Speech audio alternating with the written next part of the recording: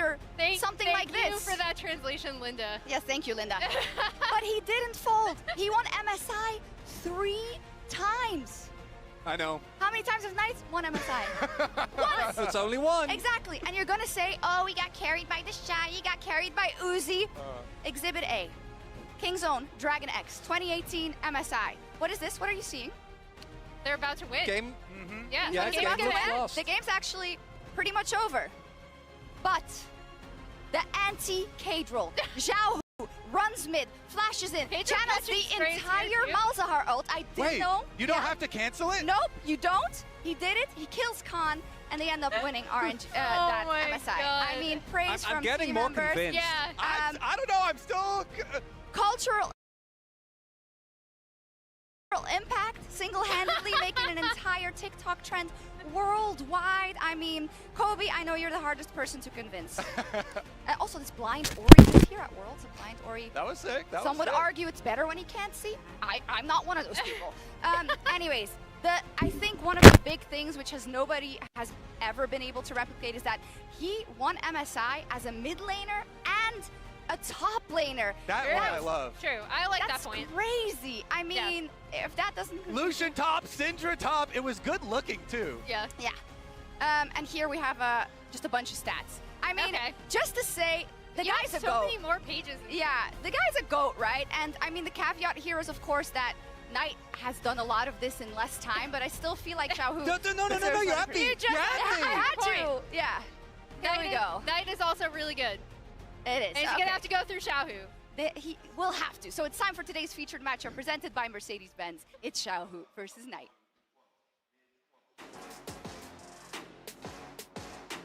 In this World's 2023 semifinals rematch, BLG and Weibo meet again. But in the mid lane, things are different. To repeat the upset of last year, Xiao Hu will have to go through Knight in our featured matchup presented by Mercedes-Benz. Nature's Grasp as well from Tarzan. Breeze flashes away from LNG. No one tanking up the tower as of yet. Chris flashes in. They're looking for more Twisted Advance. Paranoia on the back line, but the shockwave is absolutely massive. Xiao Hu finds 4. Wei walking away wounded, but I don't think there's another way for him to go home. Xiao Hu finds 2. Xiao Hu has already conquered MSI, as his 3 trophies are tied with Ming for the most all time. He's also tied with, among others, his direct opponent Knight, for most LPL titles with 5. But the most coveted trophy, the World Championship, the Summoner's Cup, has remained out of both players' grasps. Well, now you can see Viper moving on over. There's a headbutt pulverized only onto Shun, though, hit by the charm, but now on. He gets his way in there. Knight looking to just return the favor onto Zeka. He's not allowed to play the game this time around. And BLG, they'll just grab 2. Xiao Hu's road to the finals looks daunting, as Knight's BLG squad has a 10-1 record against Weibo in 2024. But let's not forget, it was the exact same story last year. Weibo, through all the doubts, through all the disbelief, will earn their place in the finals. Will Xiao Hu repeat history and make the upset happen? Or will Knight finally make his first ever Worlds Finals appearance? Only one will continue their quest to win it all. Yeah, even with all the kind of caveats about Xiao Hu, Knight is phenomenal, right? And it would be absolutely deserved for him to find his way to his first final, Emily. Yeah, and I think El kind of said it best, where he was like, you guys got to go through, as we see Knight prepping, giving the thumbs up. You know, you guys got to go through last year. It's our turn. And Knight, most notably, as you already pointed out, was not on that team, right? It was Yagao, and Knight with their massive offseason pickup that they were like, we are going to win Worlds. Like, a Worlds win is what this team wants, and they do not want Weibo to stop them there. They absolutely don't, and I think all the LPN fans, because we can't forget that Weibo was even kind of lambasted for even making it, right? They were like, oh, surely you're not going to do this again, when I think you deserve it fair and square. You deserve to take a shot at BLG. But how much do we really think these two teams have evolved? Taking into context, again, that it isn't necessarily something you saw in the summer finals that you'll see today. We saw it even last week, right, in some of the series. Some teams do not play the same, play better or play worse. For me, the biggest difference is I think both teams looked quite shaky in different ways, but particularly the expectation in Swiss. Yeah. But when you compare the level of the 2 quarterfinals, that's where I do think, as Kobe mentioned, that's the most recent series we have to go off of. Even though Weibo was clearly a lot better, and frankly, I think should have 3-0'd LNG. They had the worst trade deal of all time, which made this series go to a 3-1. the level of performance shown by BLG should mean that this is a one-sided series. And it is in practice not often what happens, but that is the expectation that I think we should have, because what BLG did against Home Alive in terms of team fighting, in terms of resilience, is absolutely incredible. Yeah, I think for Weibo, you kind of pull on some of the magic and some of the individual things, like the Aurora. You don't think that's getting through. You guys mentioned the Gnar as well. Yeah. Like, really trying to squeeze them out. Yeah, and I think the big thing for me is the one window I can actually really see for Weibo is in a lane swap, as Wendy already mentioned, or their level 1 preparation, Oh my right? God. The crowd's already getting so hyped. Because I think when you mash them together, like 1v1, looking at, to your point, the skill they've displayed thus far at this tournament, how many times BLG has been able to best Weibo over the past 2 years, I think a lot of options that Weibo had are matched by BLG's players very well. I feel like that's already an introduction to your prediction. First, I'm going to see what the fans had to say about it. Our MasterCard fan prediction of the day, which, if things are normal, should be a little skewed towards BLG, I think, as there are many, many LPL fans here. Yeah. Oh, so close to 69.9. Nice. Anyways, and the fans are winning a little bit more again, 78%, because it was plummeting. I think, is this fair, or should it be more skewed for BLG? I think this is fair. I think that BLG should clearly be the heavy favorites. What is it, 70-30 feels very apt for what we expected. I don't think that, given what we've seen in terms of top-tier performances from Weibo in given moments, if they do end up winning, I think people will point to that. But this should be a very BLG favorite matchup. I kind of want to look for some magic then, because when we were heading into FlyQuest versus Gen G, it was way more one-sided even than this. And so if you're looking at Weibo and you're going to take inspiration and start really cooking, the meta is quite open. So maybe there's some really fun draft stuff that we can see. You know, this tournament, I think, gives a lot of hope for upsets. And as you said, last year as well, you know, people can always kind of like draw on past magics or something. Yeah, I mean, I think in addition to champion picks, I would really still look at lane swaps and level 1s as places where they can be really creative. In particular, get Bin versus Breathe. Even though Breathe has laned well against Bin as recently as the LPL finals, like, get him out of that lane, make sure he can't kind of dominate a matchup, and set them up for success really early. So you're saying there's a chance. I wonder if your predictions will reflect the MasterCard fan predictions. Do you want to start, Maurits? I'm going BLG 3-2. So I predicted Weibo last week, and I felt confident about that, given what LNG had shown, what Weibo and the level that they had shown, even though it was a bit messy. This time around, even though I've given them more games, I really don't think they should win. It's going to have to not only be Weibo playing to their peak, but also BLG really struggling for them to win this. So I think giving them games is fair, but I don't think they're going to win. Yeah, I mean, I am going BLG 3-1 for all the reasons I said. Basically, I do think Weibo can take a game. I don't think BLG are always a clean team. They almost dropped that game 3 in the finals, but yeah, BLG favored still. You saw mine up there too. I went 3-1. I mean, I gave Weibo one blue side game. I think they should be able to scrap out. Yeah, I think with everything we've looked at here, it feels a little bit similar to last year, I'm going to say, right? With Weibo being the absolute underdogs in this matchup, of course, not being able to overcome BLG in those summer finals. But this is different. This is Worlds. This is the pressure cooker in the Paris arena. We've seen bigger stars fumble, right? And for Zhao, who it is going to be an amazing chance to show that he's still got it and that he can make it to those finals overnight. Knight, who is so destined to get there, to get a chance to fight for the World Championship title. Let our semifinals begin.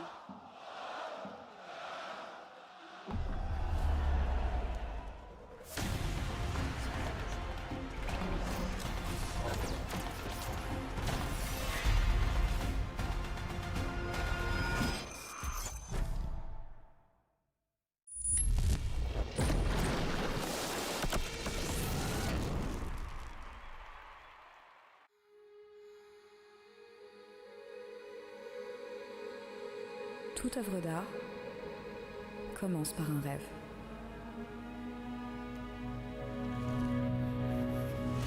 Petit à petit,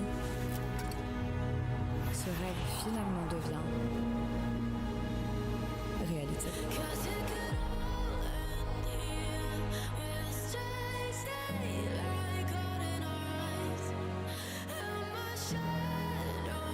Stretching out through all the things I beaucoup, c'est le voyage d'une vie.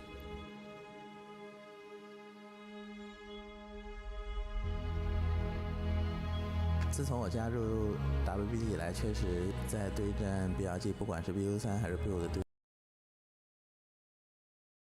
局中，我们都是经常去输掉比赛。然后我觉得对面的选手风格是有点克制我们这边的，然后也在这方面吃过很多的苦头。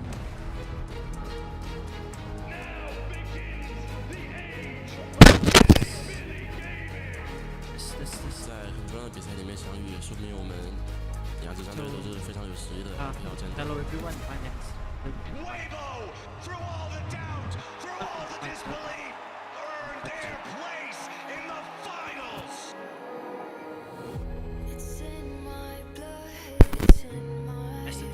去年输掉半决赛之后，就觉得非常失落吧，然后也有一些遗憾。我希望我们 LPL 带来一个冠军，弥补去年的遗憾。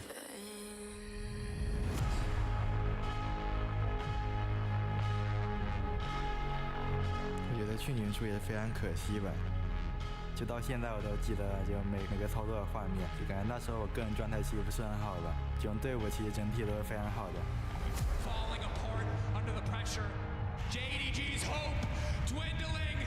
去年输掉比赛一瞬间，我觉得 LPL 冠军对于我远远不够，就我还需要一次世界舞台证明自己。我赢得过 LPL， 赢得过 MSI， 但现在我只想在世界赛上证明自己是最强中的。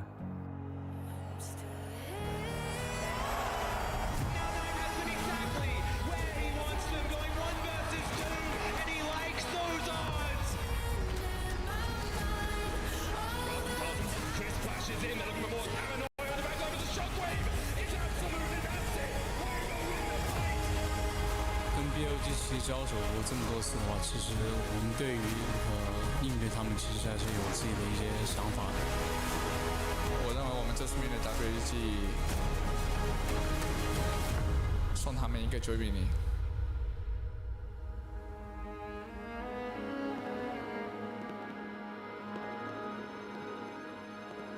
今年我们击败了你们很多次，这次也不会例外。 虽然你们在 LPL 击败了我们无数次，但是最重要的胜利会属于我们。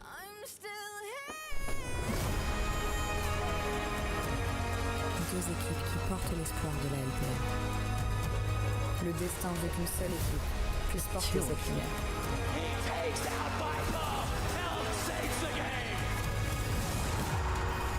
我和丁克都倒在过世界赛决赛的舞台上。 所以，不管这一次我们谁进入到总决赛，都要让 LPL 的欢呼声响彻伦敦。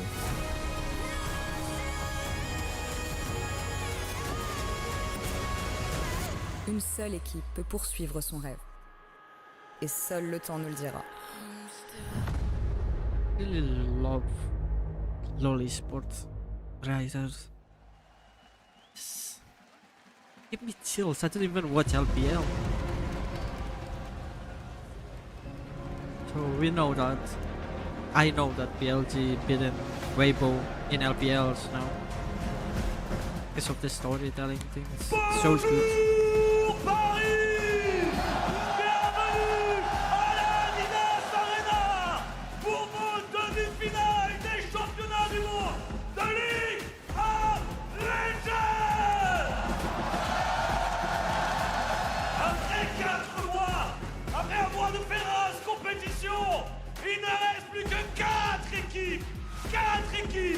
Qui peuvent prétendre soulever la coupe de l'invocateur. Aujourd'hui, le match, les deux derniers représentants de la LPL. D'un côté, ils sont de nouveau en marche de la finale. Et de l'autre, les champions en titre de la LPL. Mesdames et messieurs, pour vos demi-finalistes, veuillez accueillir Weibo et BLG.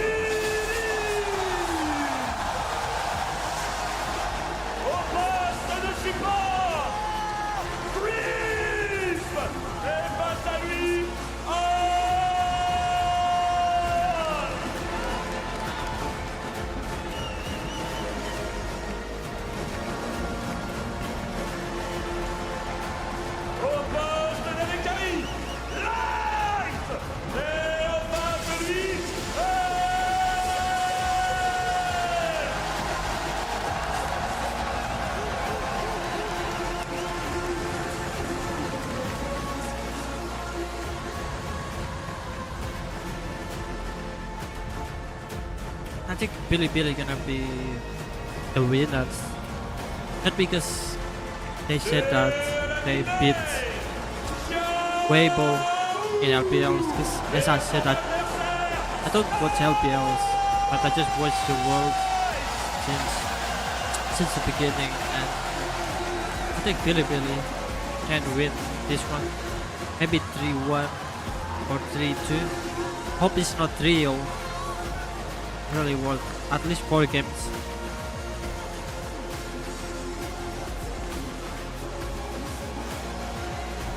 Et maintenant, officiant dans la jungle, Corsair.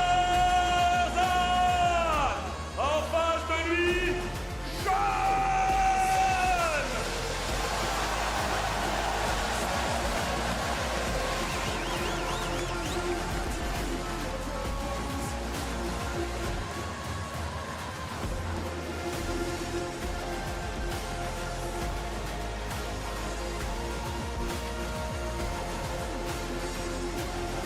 et finalement sur la top lane, Freeze.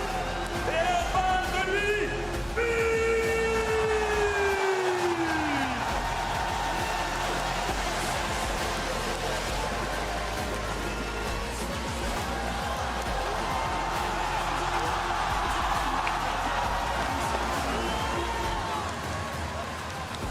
I think there was Emily earlier, the woman in the ground. Mesdames et messieurs, pour une équipe, uniquement la défaite, mais pour l'autre, une place ultime pour aller réclamer le titre de champion du monde. Alors, pour vos demi-finalistes, faites un maximum de bruit pour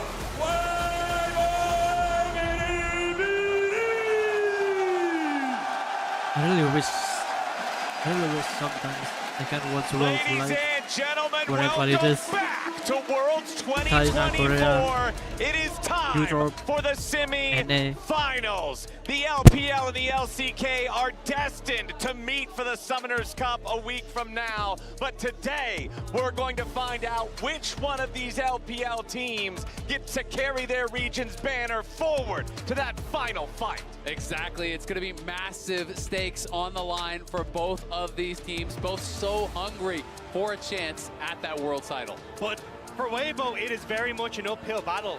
8-1 this year against BLG. They now have to climb an absolute mountain, take on Titans, if they hope to get themselves once more into that final spot. Yeah, I believe it's even 10-1 if you count their best of 3 in spring, and it's 8 straight wins here, with those 2 wins in a row, in that last best of 3 they played, and then back-to-back 3-0s. BLG has been dominating Weibo. Well, we talk about climbing mountains, but the journey of 1,000 miles begins with a single step.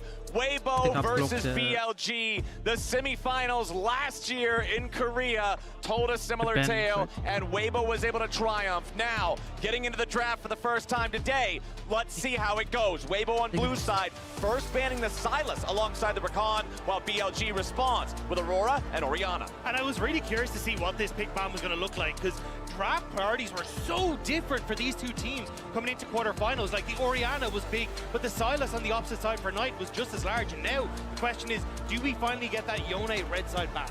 I think they shouldn't do it. I think it's a reasonable assumption to leave it open and lads, say that Shadow, we're not sure that you can actually win on this pick against us. It does guarantee that Knight would have counter pick in mid lane. It does guarantee that he can put that pressure on Xiaohu. And I don't think Xiaohu has really shown us that he is that elite level Yone, and BLG agrees. Exactly. The last ban of the first half for Weibo will be the Ashe, and the Maokai banned out for BLG means Yone is up in game 1. Especially when you're able to trade it for things like the Kalista with the Ashe taken away, mega priority on that bottom side, and you can also go for the Skarner. You're already setting up for a great play into this, what's going to be more than likely a dive comp, but It's been getting his Jack first rotation. It's going to be, exactly. There it is. As soon as you see the Jacks, you know they're not going to give over that Skarner. So the first 2 picks here, massive for BLG. And you can still counterpick mid on 3 if you'd like, and go towards things like even Knight's Ahri that he's so famous for. And I was also curious to see what the Kalista party was going to be like, because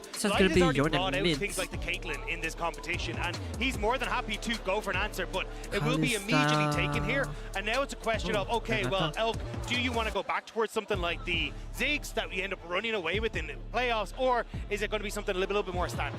And also just really want to see, Chris, how are you going to perform in this Renata? Because I was not impressed by his Renata in the quarterfinals at all. He was trying to go for these very kind of like unexpected plays. He was looking for flanks even at time on the Renata, trying to get these ultis in from behind. And he wasn't doing a good job of protecting Light, which is going to be so critical. All right, over on BLG, it looks like we've got our mid lane answer to that Yone. Remember, this is the same thing that we saw in the 5th and final game between Gen G and FlyQuest. Gen G baiting FlyQuest into locking that Yone first on blue side, responding with a smolder of their own, and that's going to be Knight's recipe for success here in game number 1 of this semifinal series. I want to see what Breed's recipe for success is, though, into this Jax, because he's been most confident on things like the Renekton, the Nard, and these kind of things, but already Kazante banned away. I imagine we'll get one of those banned away on this following rotation as well. And it feels like you're already on BLG setting up for this big play for being in that top side. And we look back to this matchup in the semifinals of Worlds last year, it was the Shy able to control Bin so well on that top side. Now with the Nard taken away, how does Breed try to control Bin on his Jax? I think that's a big question, but also, how can BLG answer what we've seen drafted in the bot lane by Light and Chris? The Ziggs is going to get banned away, one of these neutralizing picks there that would have been pretty powerful for Elk, especially because they already have an AD in the mid lane. And when you look back towards the finals, it was Elk and On that were running this 2v2. They were crushing Light and Chris. Now a lot of key picks have been banned away here from Elk. So they're going to have to problem solve, whether it is going to be a lane swap to try to avoid that 2v2 or something a little bit unexpected to try to draft some power here. The Varus obviously is a strong laner. If you do this alongside another strong laning support, MF another option, those would be the kind of 2 ones that I think you could maybe go head-to-head, at least try to take that 2v2 on. Instead of MF. All right, they're going to spend the whole timer thinking about it, but they will lock in the Varus there for Elk. Immediately, though, look at the numbers at the bottom of your screen. So far at Worlds, it's been a 6-pick champion, 1 win, 5 losses. It hasn't seen much success. And I think a lot of that has been, there's been so much prevalence of dive, it's very difficult to set up on the Varus and actually have a lot of these auto-attacking champions, but, sorry, just get those auto-attacks off, but I do think if you have enough protection here with things like the Skarner, and also potentially something like a Braum for the amount of engage that is coming through, or, you know, disengage that you want, it could work out relatively well here. It would suck a little bit for the laning phase, but afterwards, I think you're in an okay spot. Poppy seems like a pretty nice pick here. Going to be interesting to see if that is actually jungle or top, though. Obviously, this is still a flex pick, and we have to find out from Weibo what that last lock-in is going to be, and that'll I was going to say Kazante, but Kazante's you're heavily reliant, though, on Chris to let's be pop this it top lane. to kind of send in that ultimate with that. But okay, it's actually going to be the Poppy top, and Nico support. Oh, that lock-in. Nico support from On, while we'll have the brand jungle for Tarzan, Poppy top for Breed into Bin's Jax. I mean, this is going to be kind of a bit of a throwback to previous matches where Tarzan, I think, was playing these AP champions so incredibly well in the LPL. To me, specifically the brand, he was incredible on it. I think this guy is so flexible. It is one of the advantages that Weibo has, and I thought that advantage had kind of gone away because of the nerfs to a lot of these styles of champions. But if you can come out and win with a brand game 1, that does really change things up in Big Bang going forward. And I think that's the beauty of what we've seen in this meta, is that it feels so series reliant, so team reliant, what you want to try and bring out. And if Tarzan can pop off the brand, it's going to be absolutely insane. Up the trap but of you are both going him. up against BLG, who have found some great ways to find timings to play around, like the Jax on that top side. Try and find this lockdown, playing off this pushing bot lane now as well.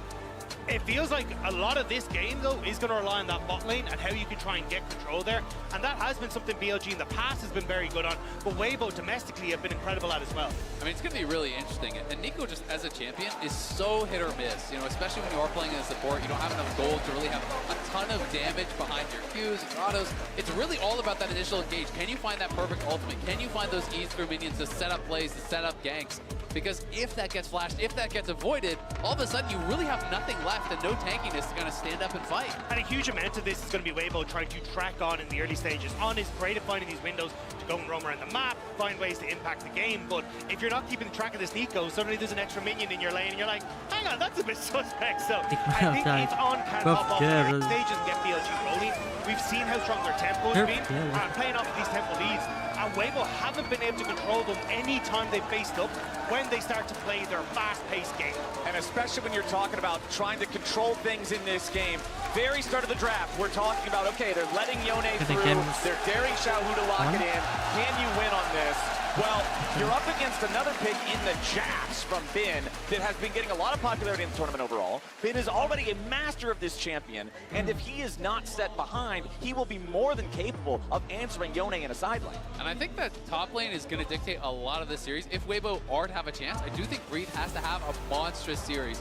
Bin has been good at Worlds, but Bin has not felt like Bin, where he is just so overwhelmingly powerful, where he feels unstoppable in every matchup, and when you give him Jax, it just feels like an execution sentence. He hasn't been that guy for me. Breathe has really been playing well also, so if he can really match that level or exceed the level of Bin, give them a naturally winning lane that Tarzan doesn't necessarily have to put ahead, that could be a way into the series. And it is crazy to say when you're like, well, Bin solo killed Zayas. He's actually had some individually great performances, but I would 100% agree with you, Zayas. It's when it gets to like team fights where decision-making hasn't been good. Yeah, and it's those are what makes a good Jax great, and those are the things we are enamored with Bin for, but his decision-making in these team fights, how he positions on the Jax, just hasn't been as good as we expected to be for this guy. And yeah, we just have insanely high standards. When I've talked to other pros about landing against Bin, this is one of the guys that people always talk about is so frustrating to lane against. Not because he does anything crazy or flashy, it's because he makes no mistakes. That's what everyone tells me when they're playing against him. He's not going to mess up. He's not going to miss the CS. He's going to play every trade perfectly, and it can feel kind of hopeless laning against him, where he's just creating these slow incremental advantages, and you don't really know what your recourse is. It's a tough task for sure. Also, one thing that I normally look at, when I see Poppy locked in, I see, oh, how much value are you going to get across multiple different champions? How big will that steadfast presence be? Yes, you can shut down the leap strike from the Jax, but when we're looking at some of the other champions on the roster, it's not going to be as effective as it would be if it was on the other side, for instance. You could block a Callista. I think that's a problem. I think it's just such a good matchup in the lane phase, though, that you're like, hey, look, this is going to be fine. It's kind of come out as this, I can just push the lane, trade evenly with you, and prevent you from being able to trade effectively because that's that fast presence. So I think you're going to be okay in the lane phase, and then even later on, just that ultimate is so busted. The fact you get to knock so many of these members away. Like, if Skarner goes bye-bye, he's not coming back for a very long time. Yeah, no, I completely agree. I mean, there's also an angle, even if it's not with his fast presence, the shutdown plays. Skarner wants to come through a wall on an unexpected angle. You can easily E him and slam him into the wall. Nico is looking for an ulti. You can actually ult Nico out, or even just charge and push Nico back to avoid that ulti hitting your carries. There's a lot of good plays that can still be made, even if it's not with the W. All right, update for everybody. It seems there was a client issue. That is the cause of the delay on stage right now. However, we have already figured out what is going on. We're remaking draft with the same picks and bans, so running through that as fast as we can to hopefully get onto the Rift ASAP. Even in this stage, the client still suffered. To see the early action mostly focused, particularly where are the junglers going to be trying the game? I think it has to be bot lane. Like, the fact that you've got two range supports that are going to be battling out, I hope they updated the client after this one, after this world, maybe next season. He loves to get out on the map, have influence there, and especially as you said with the Nico, you can have such a big impact. So I expect both of these junglers to immediately put their focus there and hope they can turn it around. I absolutely agree. I mean, as soon as you see the Nico locked in, you feel like, okay, if you're going to be fighting for prio in this lane, there's going to be blood in the water. There's going to be low health bars. There's going to be a threat of those ganks, threat of those dives. And I do think bot lane could be very explosive. But I do think for Weibo's side, you nearly need to play at the counter gank. Because if you have this overextended Skarner, if you already have some of that committal, it becomes way easier then for you to try and play for the turnaround with Renata, having that bailout, the handshake to try and keep people at a distance. Even just jumping into a brand makes things significantly easier for him to operate. So I think it's going to be a case of trying to play this smart as Tarzan, and he has been someone that has been absolutely fantastic on this brand. I mean, the man could plan so many of those Q flash E's, it was insane. So we'll have to see if we can have a similar performance here in game number 1. Especially into the Skarner matchup, since we know New Age Skarner wants one thing and one thing only, and that thing is health. It is the only thing he wants to build. Going up against Brand, there's just so much value there. It's so easy to set it up with an E into Q combo for an easy stun, stop him from being able to slam you. I'm expecting the damage charts to look pretty good for Tarzan at the end of this game. Yeah, absolutely. I mean, there aren't a massive amount of melee champions, but the Skarner is going to have a lot of trouble. I think the Jax as well. You know, if you are jumping in, the Skarner, the Jax, any CC comes out, it's going to be easy setup for that Brand to follow up. And when your frontliner gets full combo by Brand, that's pretty much the end of the fight for them. And that's where I think a lot of this is, can you get these flank opportunities for Bin? I think that's where BLG have been exceptional with these kind of picks for Bin is, hey, we get control, we get to set up for good TP flanks, we get to set up for him to always have an avenue of an attack that's not just front to back. And I think especially in a game where you are playing against a Brand, a Renata, these things that excel when they just have everyone running towards them, you need to find these creative ways. But we'll have to see how this early game goes, because I feel like whoever gets control of this bot lane gets to dictate the pace of the game and can try and take over. Do you guys think that means we're going to see more priority also over Drakes compared to how we've seen some previous games ignore them in favor of the Grubs specifically? Or is it mostly just all about the PvP? I think it's a little difficult because on one side you've got a Smolder, right, who's like, hey, I want to try and hands off, so even sneaking like away the early stages in favor of like a trade, I think actually favors BLG, but you also have a Jax on the opposite side that if you can manage to sneak away like 4 to 6 of these Grubs, works out spectacularly for him in the matchup that he's in. So I think it is definitely a difficult one, but if I was Billy, I would just play for the late game scaling on a Jax and a Smolder and say, I want to try and steal away maybe 1, maybe 2 of these Dragons, especially with that bot lane push, and then just set up for hands-off gaming. We're just gonna wait till 35 minutes and win. Yeah, I mean, if you can be trading objectives, you know, as a team with Smolder, I think you are always feeling really, really happy.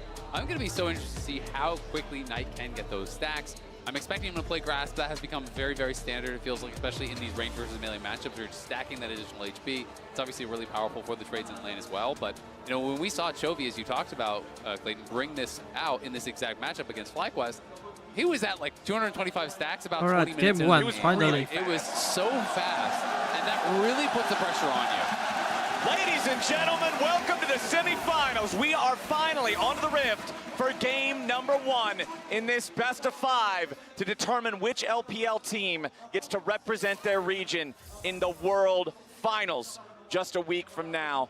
Weibo is defending in their own jungle as BLG doing a little bit of an invade here around the red.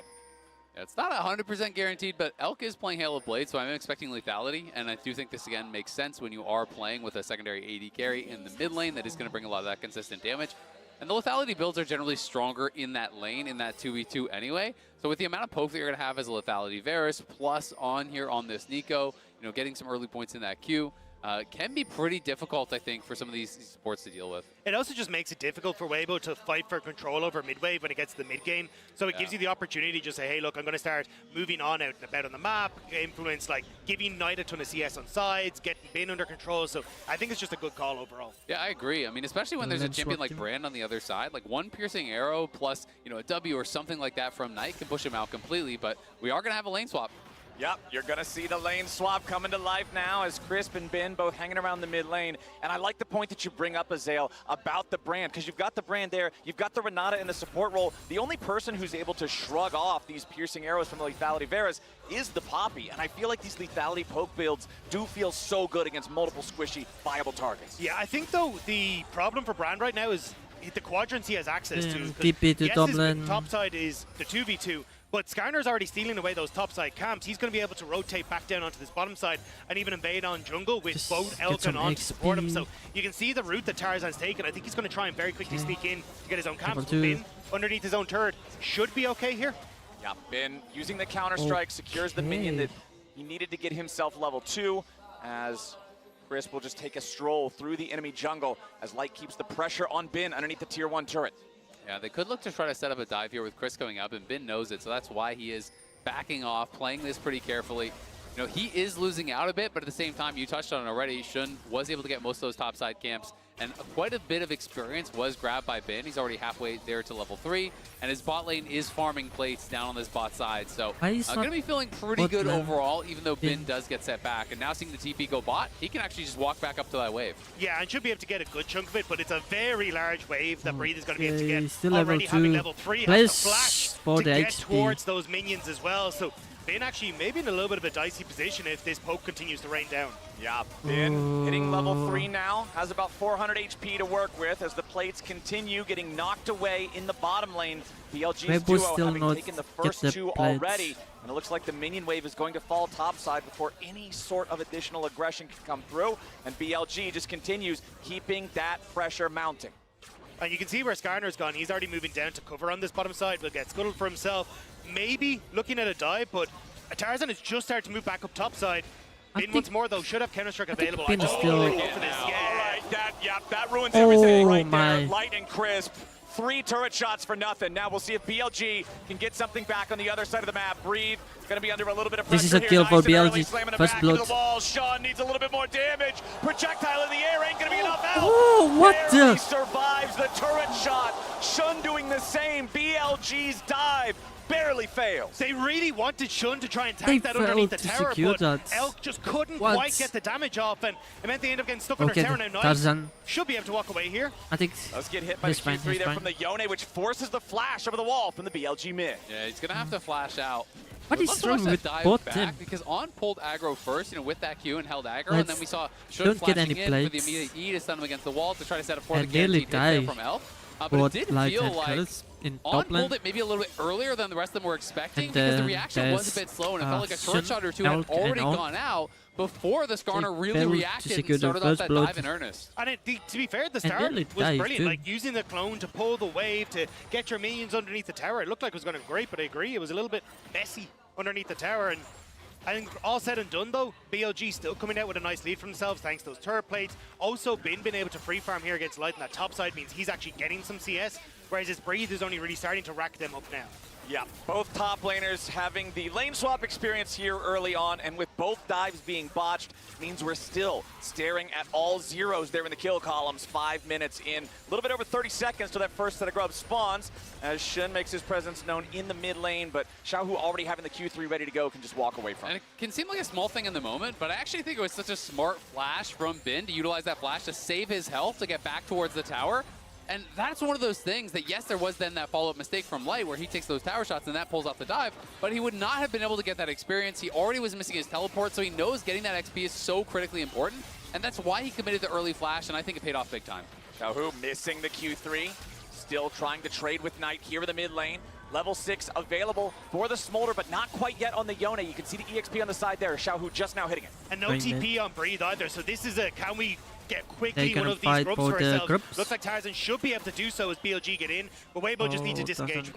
Yeah, Tarzan's gonna grab that first grub, smites down the second. Actually, 2 grubs over to Weibo. Third one is secured by BLG. Really nicely done there by Tarzan. He gets multiple of the grubs low. He's able to finish one off without using the smite. Saves the smite for the seconds to steal that away. So now even has an angle at that potential 4, and On's looking. Yeah, Crisp gets caught there by the Tangle Barb. Shun coming in through the wall. Goes for the E-stall impact. Light now in a little bit of danger. Has to flash away. Xiaohu first his Knight. Back in the Herald Pit at the same time. That's going to turn into a whole lot of nothing. All right.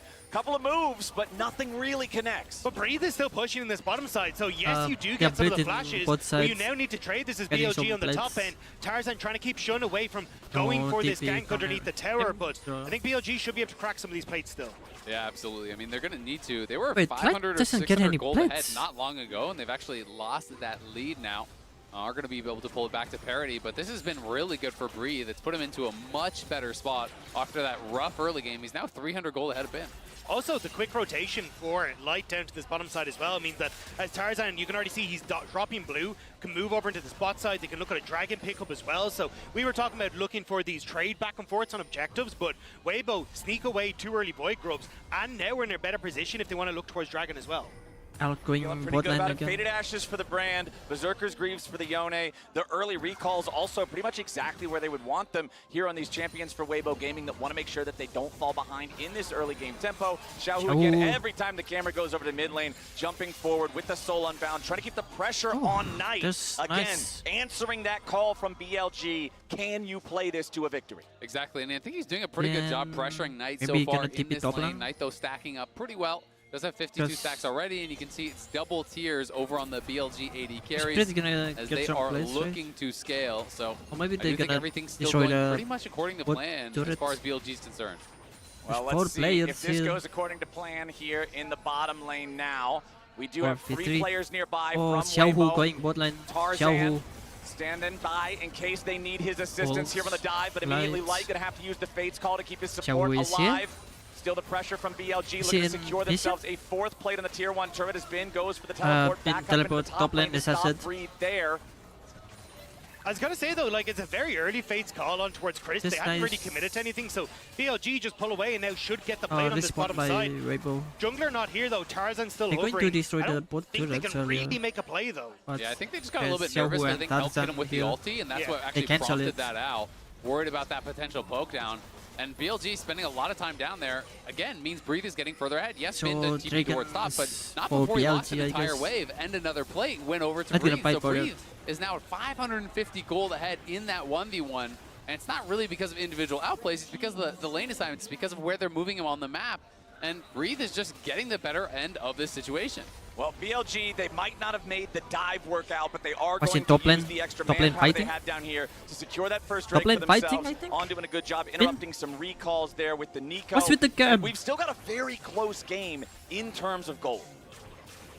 I think it's just interesting because most of the gold advantage is actually on, right? You know, which is not really where you would want it, but Nico obviously, you know, can build carry items here, so maybe more beneficial than it would otherwise be. But you can see Breathe is going, you know, for more of an aggressive build. You know, Sundered Sky is generally the rush for Poppy Top when they do want to go a little bit aggressive. Sometimes people will build multiple aggressive items, but it's almost always just the Sundered Sky into tank. And that can be tough for Jax, really until a couple items into the game, especially when you are at a disadvantage like this. Can be a bit rough. Well, BLG claiming first turret now. All of that extra pressure on the bottom lane. Even if the dives don't work out, they're constantly making Weibo play on the back foot. They're always crashing the waves. They're always getting the damage on the turret. And that's first turret of the game. Just a little bit over 10 minutes in. Puts that gold lead back up to over 1,000. But now it's Weibo looking for the second set of grubs. And it looks like BLG's not in a good spot to contest here just yet. The first grub's already going over. And Weibo should guarantee 4, maybe just even the 5 uncontested. And that's what I think the trade on the tower was. You're starting to hit Kalista, who doesn't quite have her first item, but she's incredibly strong. Brand having that level 6 available is so potent as well, so they just back it off. They will rotate to try and protect this top side, but at least you're getting some gold onto Elk so we can complete that first item. It is scary though, you know, Elk obviously gets that much gold and now he has the opportunity already, so you know, this is a big 1 item spike here for the Varus. Weibo are going to be having to deal with that. Yeah, you did get the 5 grubs, but the 5 grubs are just the potential of gold to be earned. You know, you have to actually get to the towers and crack some plates to be able to actually make it back. I think you're also going to have to burn this TP as Breed to get up to that top side so they don't crack more of those turrets, because you've got nobody matching here, but still no real TP, so Elk is just going to get to work away here. Solo gold too. Yeah, that's one of the big advantages that BLG have gotten is they're just putting everything into his pockets. And let's be honest, where else would you want it? Elk has been smurfing this Worlds. Especially, but I think you're going to look for a potential dive on bot side. Light is now sitting in behind Breathe, trying to set up for something, but Breathe is giving them a ton of leeway, not wanting to touch it. So, yeah, Elk just getting more and more of this gold. I mean, this guy was insane on the Ezreal. He was insane on the Kaisa. It feels like it's highlight reel after highlight reel after highlight reel from him. And I think it's incredible to see his journey through. Kind of sound, hang on. Hold on, we got a bit of a problem over here with the mid lane. Xiaohu trying to flash away and stay alive. Does barely get out there, trying to use the Fate Seal to escape the Skarner, but the Impale was too powerful, so Flash also had to be committed. Weibo keeps their mid laner standing, but the top lane tier 1 turret can't tell the same tale, as Elk is going to collect even more money for himself. But if you do get the tier 2 tower on bot side, which is likely for Weibo here, they're going to get a ton of gold, like 5 grubs. They demolish that thing, and now trying to protect your side lanes and, you know, steady out this game for BLG becomes significantly more difficult when you don't have that tier 2 tower. Yeah, it's going to make Bin's job incredibly difficult. I mean, he really has been the sacrifice this really game, right? by They're Weibo. moving him around, Every covering time. lanes. They're not actually covering him on dives, so he's having to abandon the tower very often. So has not been any sort of turret 1v1 side or now. outplays like that. It's just been the lane assignments, but Breathe is very far ahead.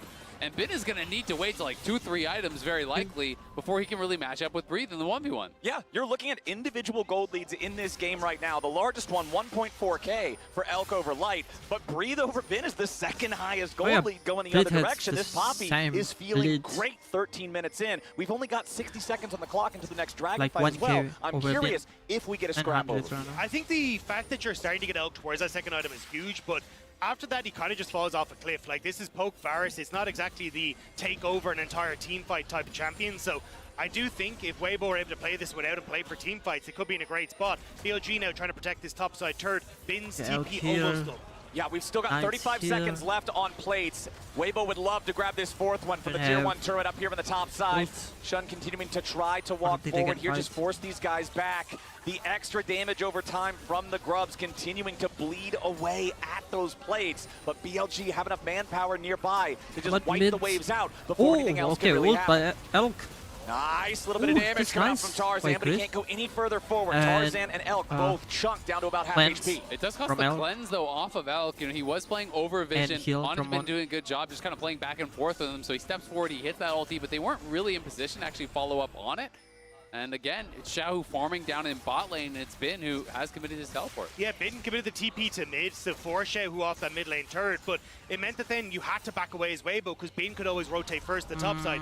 Now with Rift Turret up and available, Weibo's still trying to go. Xiaohu can TP back in, and that's a Blade of the Rune King. So we have TP, the Rift Herald not going to be completed by either side here. One thing I do want to note, remember that in a game of League of Legends there are 30 turret plates every game? This game had 23 total plates taken. It has been absolute turret crushing from both teams here as the Herald started up by BLG, down to about half health. Weibo still hanging around, seeing if there's any way to challenge. TP coming in. BLG still looking for their moment. Nice shot there, the piercing arrow onto Tarzan. This is what you were talking about earlier, Azael, the ability to chunk the enemy jungler out and make it so difficult to then honestly contest a fight. Exactly, that's the thing. I mean, I think, you know, traditionally Lethality Varus, you know, isn't scaling as well, but when there's squishy targets that have no sustain, it's very, very difficult sometimes. You hit a Q or two on the brand, he can no longer fight. Xiaohu and Light are going to be able to sustain. They're going to be able to, you know, upgrade the Rune King. They're going to be able to heal some of that back up, but it gets very difficult, and I can see a world later on where Elk hits one piercing arrow on Tarzan, Mom gets called from Knight, that hits alone, and then all of a sudden you're at 30%. That's that. You got to leave. Right now, someone will That's 30% die. more than I was expecting. Now, let's see if we got the Rift Herald taken by Weibo before BLG can make their way over here. Shun is nearby. So Weibo gonna try to challenge for the smite, but it doesn't look like there's any 100%. chance. Not with Breathe hanging around. Goodbye, Easy secure. Shun. Tarzan's got the smite, and Breathe can eject the Skarner. And this is the trade on the other side. It's about the push down in bot lane.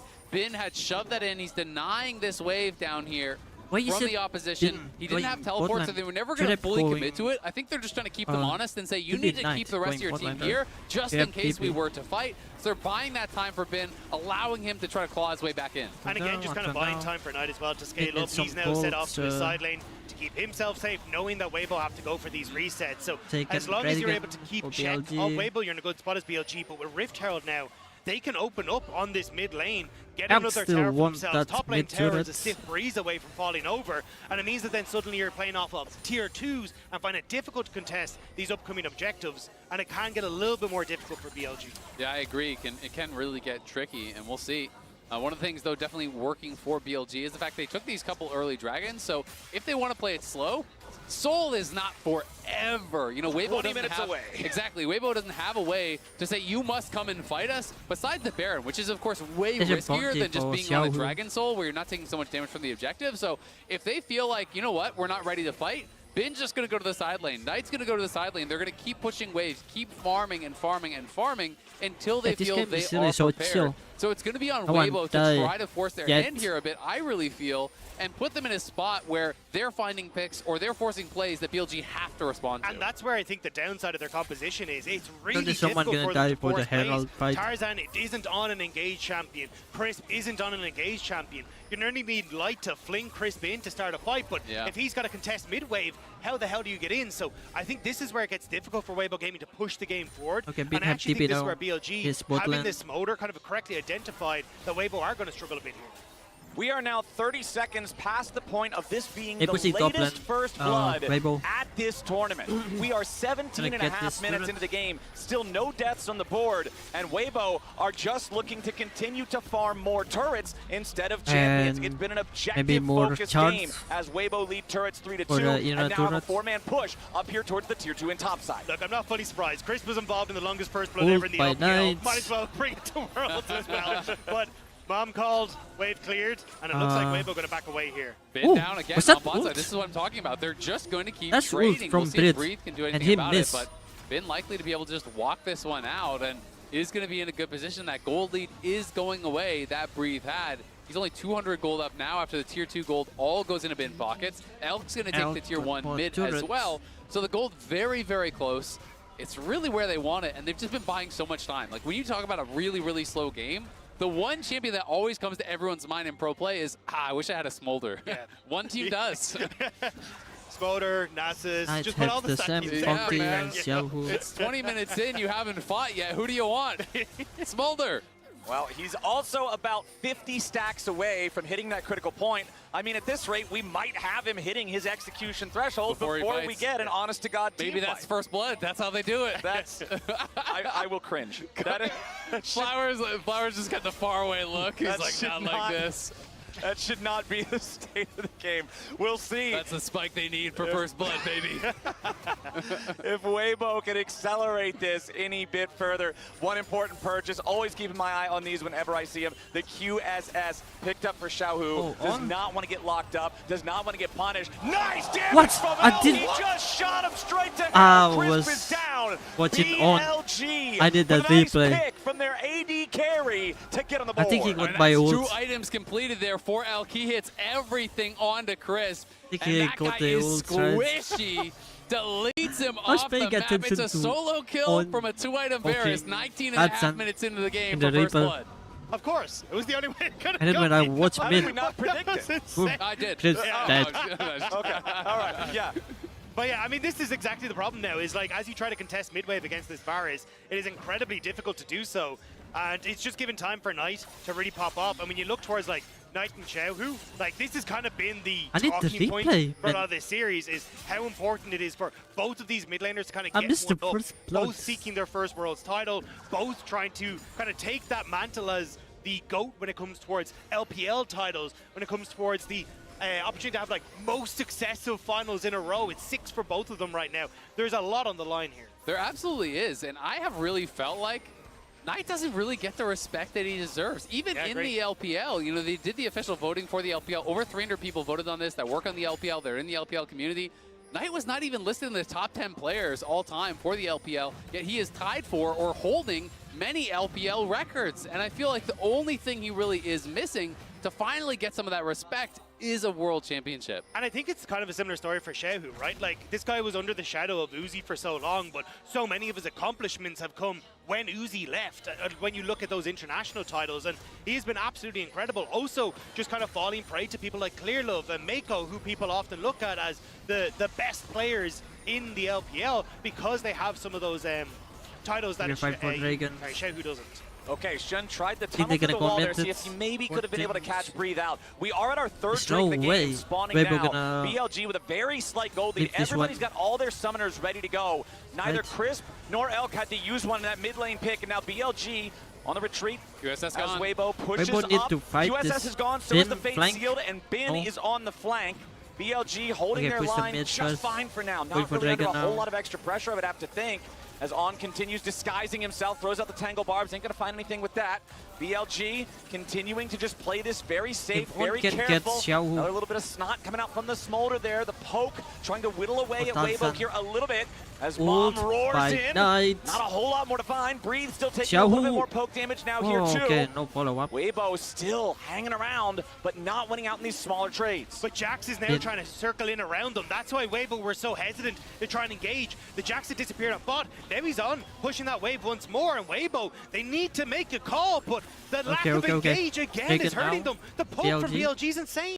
And it's 220 stacks on Smolder right now. This champion is about to take over to Superpower as BLG continue just shooting the poke back at Weibo. Shun now going to trade a little bit with Xiaohu, who has to reset. There with the Soul Unbound. Now you're going to have a TP coming in from Weibo, ready to keep this one going. Breathe has made his way into the fight. The Dragon's down to half HP. Breathe jumps in, tries to tackle on, but Bing's going to do a whole lot just yet. Ben still looking for the angle. Nice ejection onto the Skarner. They're trying to control the Drake. Breathe still in the front line. Can he make it in time?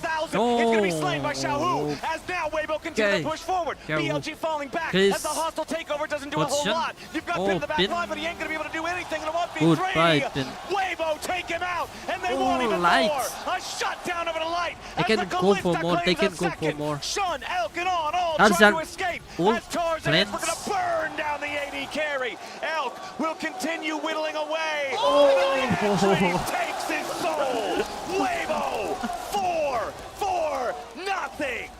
Okay, go for Baron. Desperately in this game. It was starting to slip away from them. But not only did they get the Dragon, they can turn over towards the Baron as well. This is such a massive swing. It's huge for Weibo. Bin had the flank, but he got absolutely nothing done. They just turn on him. They kill him off incredibly fast. He got no damage done, and they're losing the fight on the other side as well. On was never able to find a way in here, never able to even use the ulti. The Nico got nothing done, and they weren't able to create that space for their AD carries to get the work done. And that's why I was actually nervous for Weibo. This fight lasted so long. Elk's ult came back up off cooldown. And I was like, okay, well now Bin has a flank, but Weibo played into this choke incredibly well. Breathe jumping on towards On, meant that On couldn't actually go forward. They get the knockout on the jungler. And then Xiaohu has been criticized for this Yone, but it was crucial here. He forces Elk back, keeps people out of position, and it means that they're able to turn around back on towards Bin and deal with him. Exactly, and by the time Bin actually arrived, Xiaohu is snapping back. Tarzan is still there defending him, and BLG has collapsed on the other side. Weibo don't have great ways to engage, but they just force their hand. It's Breathe and Xiaohu going into the back line, pushing back these AD carries. Well, they don't have the formation around them, and On was so low on health and so out of mana, it felt like before the fight even started. I don't even feel like there was a backline in that fight, considering Bin was on the flank, and then Shun just gets poppy yeeted all the way back into his own jungle. No chance for BLG to try to fight back. And there's your team fight damage. You can see tons of damage meters spiking up for both sides, but it's still Weibo coming out on top. It's Weibo now with a 3,000 gold lead, and Baron for the next minute and 45, pushing towards the tier 2 here in the top lane, while Xiaohu splits over in mid.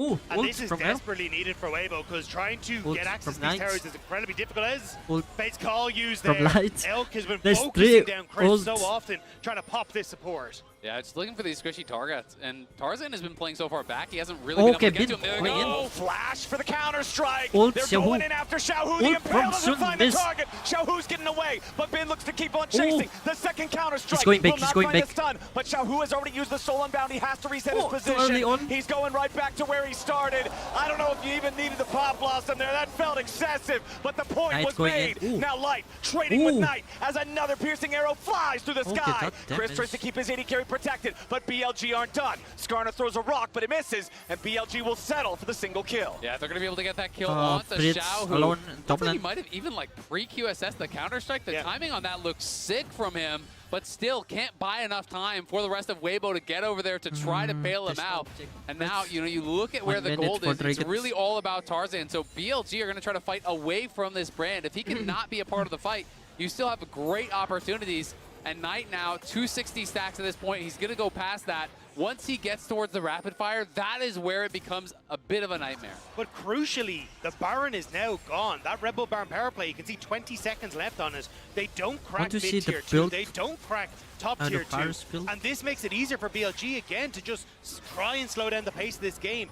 Get Bin into a position where he hits level 16, ticks over towards more items. Knight continues to stack, and that is perfect for BLG. I just feel like as long as BLG can hold their battle lines, not overcommit to a fight, not give an easy angle for an engage, Varus is going to keep poking. Yeah. You know, we're going to have Nico continually poking. We're going to have the rapid fire eventually completed, and Knight is going to be continually poking. And it's going to be so frustrating to deal with that on the Weibo side because you don't have that rally, you don't have the Alistar, you don't have the instant go button.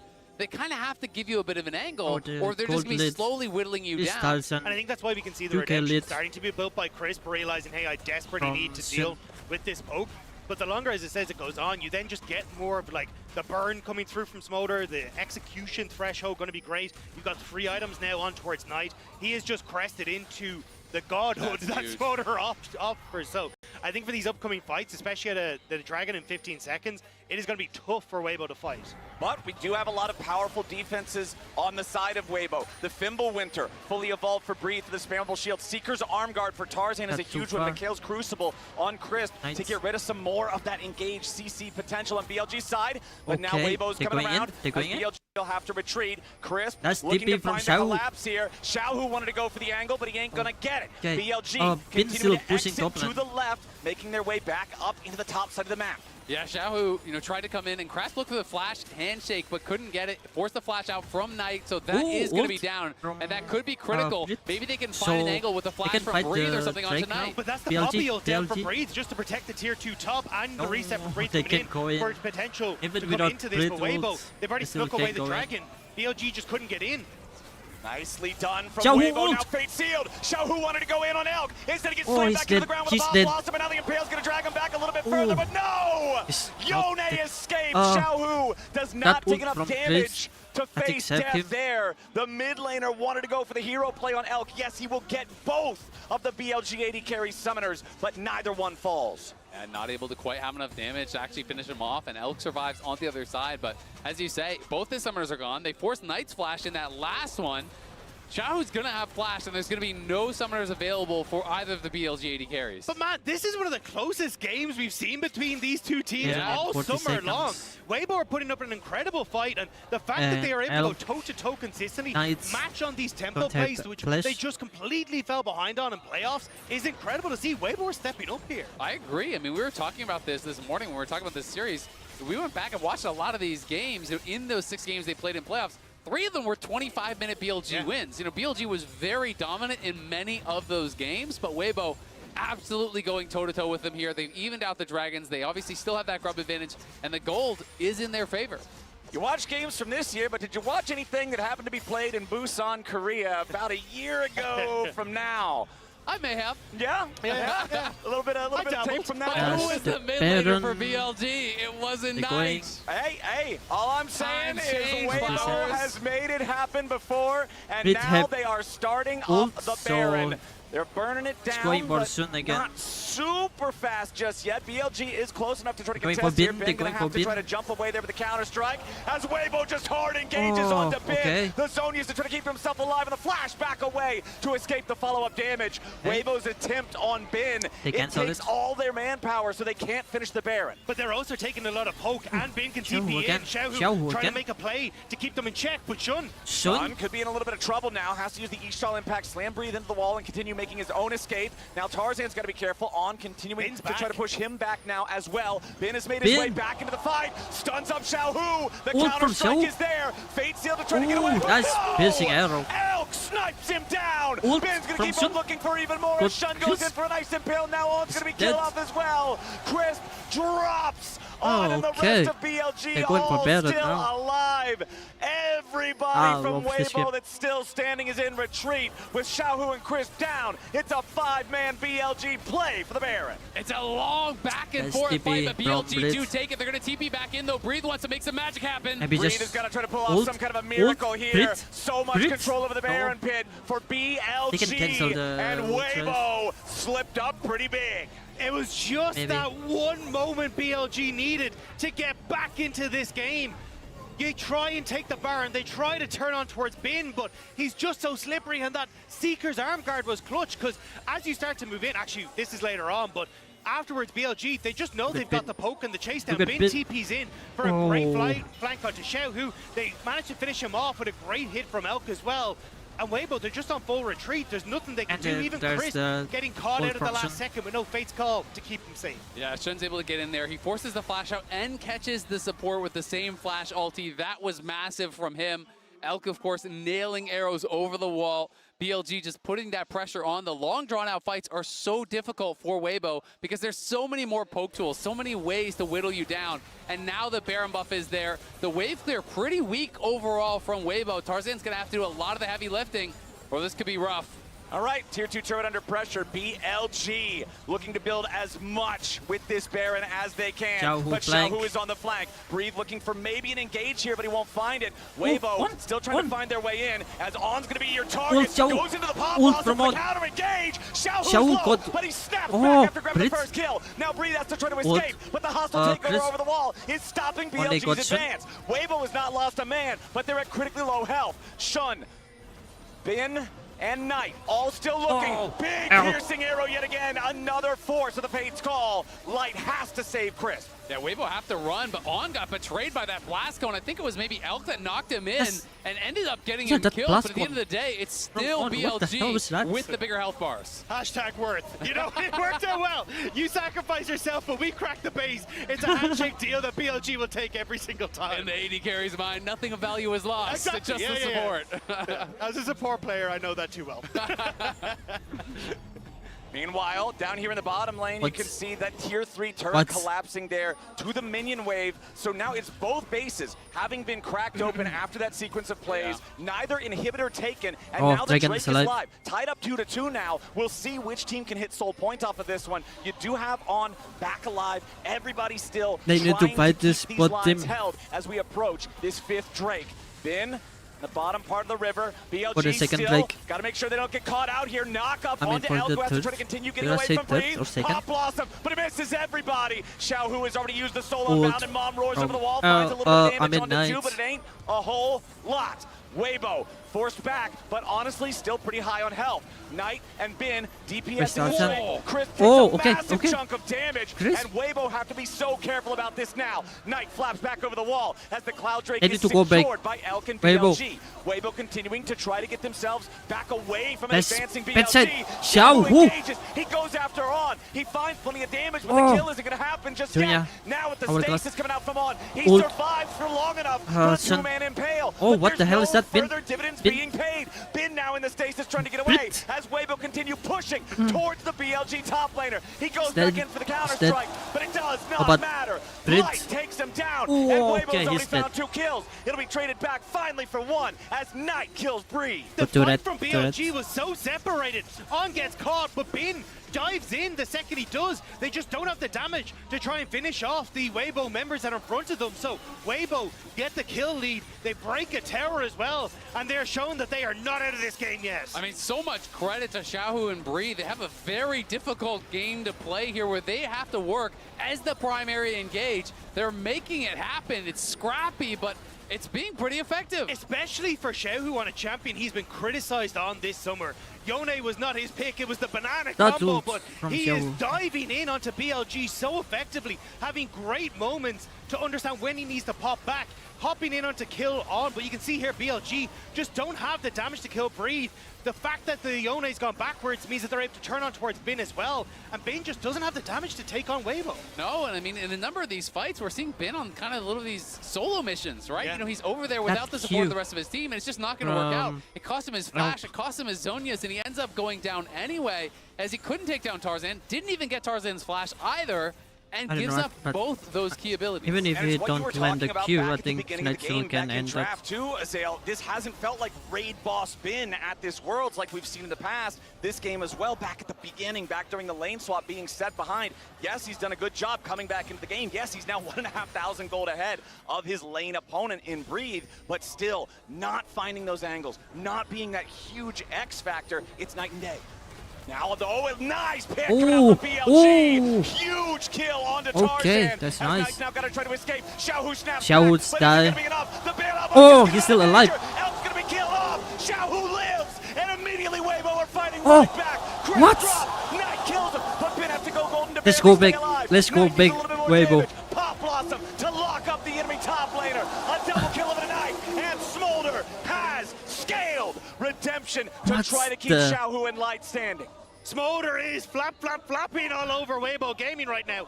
Very lucky that he didn't manage to get over that wall, because that could have been several more dead members of Weibo Gaming, but Xiaohu is trying so desperately to claw these fights back, but It's so difficult when this motor is this strong. It is really, really hard. I mean, he's got the Leandries done now at this point. It's a great pick from Shun. Comes over the wall there. They're able to catch out the brand. The ult from Elk is there to follow it up. Xiaohu's trying to turn this around, and the bailout does make a bit of magic happen. They had the Mikhails as well on one of the stuns there. Xiaohu barely survives. Yeah, the sidestep from Knight at the start of that fight was so crucial, because otherwise that could have been the Smolder down, and then Weibo, the rest of them show up and they can barrel over BLG, but once more, Knight stepping up, just barely getting away. I mean, these long extended fights are getting harder and harder and harder. The Leandries is in, the W poke becomes that much more threatening here. You're applying that with the Q and the damage stacks for a burn.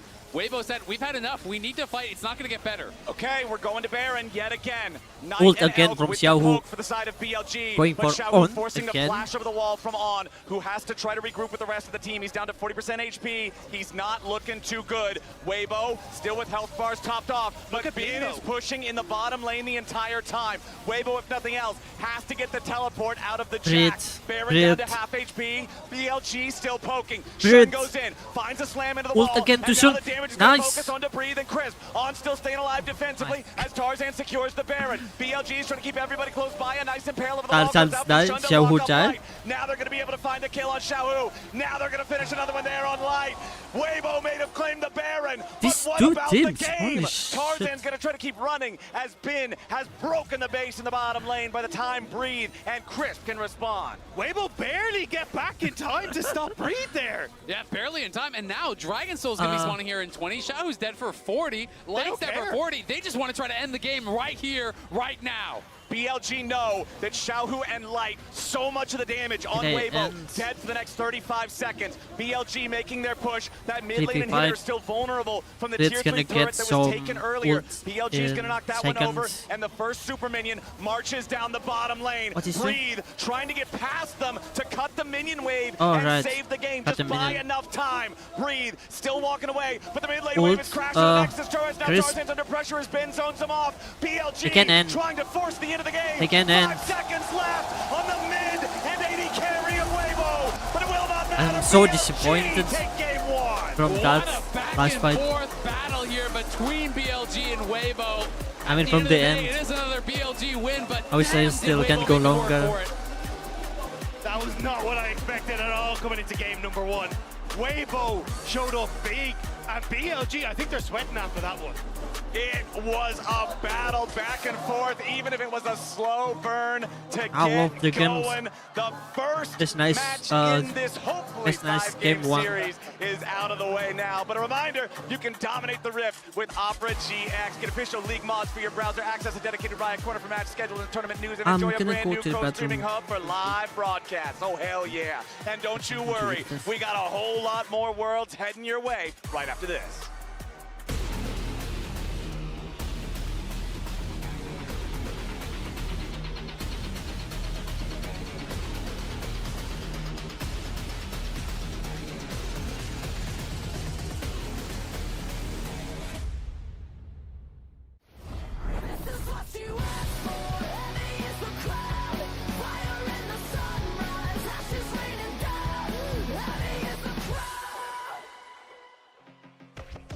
Dominate the Rift with Opera GX. Install any official LoL esports mod from GX Store to unlock bonus content and features. Browse the collection and choose a mod.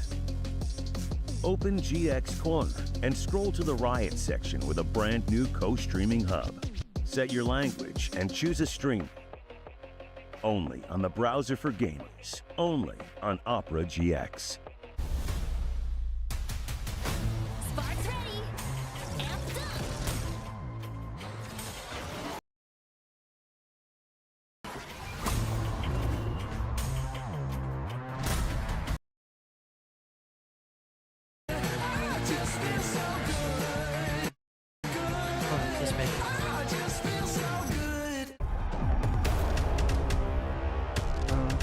Pardon me, I'm gonna hit while taking the break.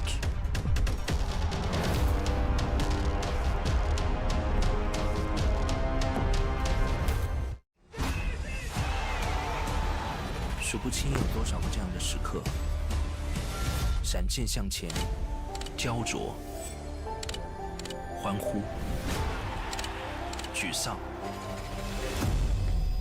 再来。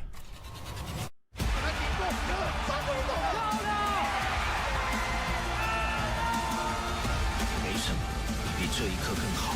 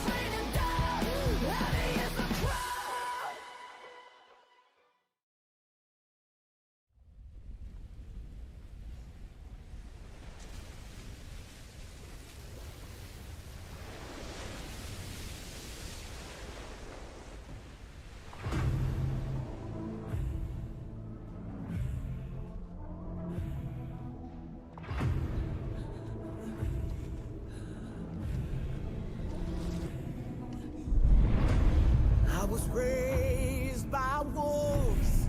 I was born to lead, and I starve till there's no more mouth to feed. There's a hand on my throat and a blade at my feet. What is this? Arkan? Won't bend my knees. Broken bones, battle scars. I've seen the bloodshed carved in stone. When it's my sword, they won't forget.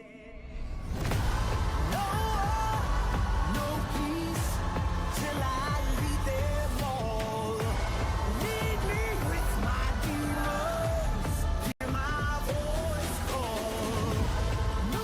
gonna put this away because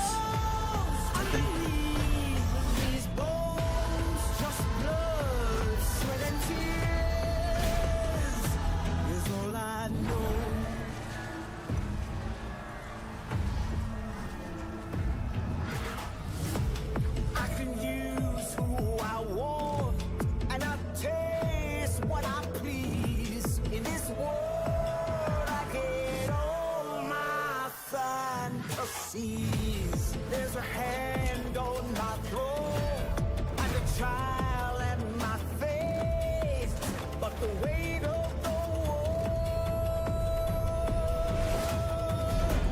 won't bend my knees.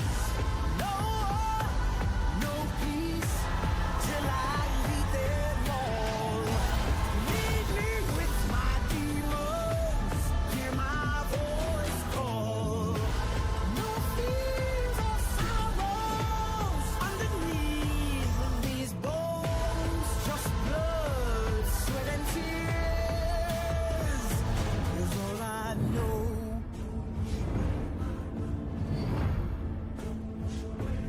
All I know.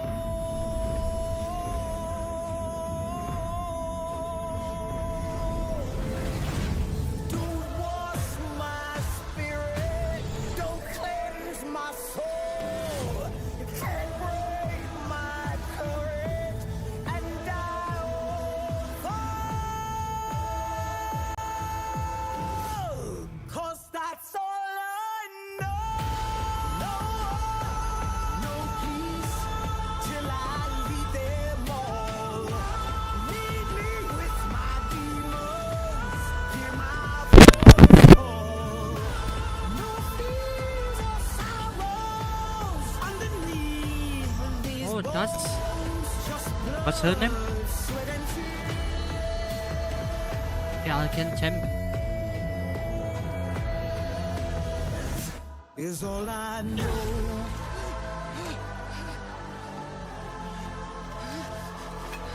But this is Gallican. I mean, somehow, right?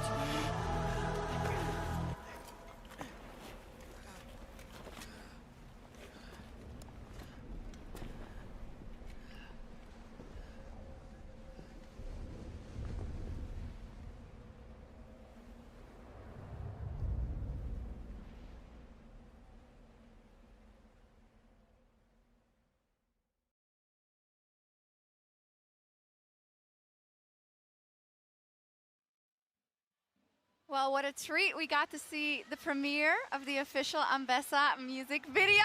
It was, wow, it was badass. It was cool. We're going to talk about the game as well. It started off with a wolf, and we've got a bit of a Romulus and Remus situation in the LPL bout between BLG and Weibo. And I got to say, just generally, I am really, really happy with the quality of that first game. Coming in, you know, coming You're in. surprised. No, yeah, because I didn't have a lot of faith in Weibo. I think that BLG also took a lot of risks with that first draft. And in the mid game, it looked like it might not have worked out. But by the end, I still don't know if they're going to take the risk again. But BLG got there with some trials and tribulations. Yeah, they give up the Yone. I also think it was really interesting to get to a point in the game where both teams didn't really know how they were going to engage fights. So we had a return of the crisp Renata flanking. It's sick. We had Bin trying to find some really crucial flanks. And those team fights were going, when Weibo were able to separate a team fight, it looked actually pretty dangerous for BLG. I was going to say, Shun looked like Shun had to engage. That's true. Skarner, I feel like he was really consistent. And then it's good that you mentioned Bin, because Bin got his jacks, and he came up with some critical picks on Knight. 2 critical picks on Knight. You know, after they lost that dragon fight, I started to get kind of worried. He finds Knight in mid lane to buy them some time, and then teleporting back up to the Baron. Yeah. On Xiaohu, excuse me.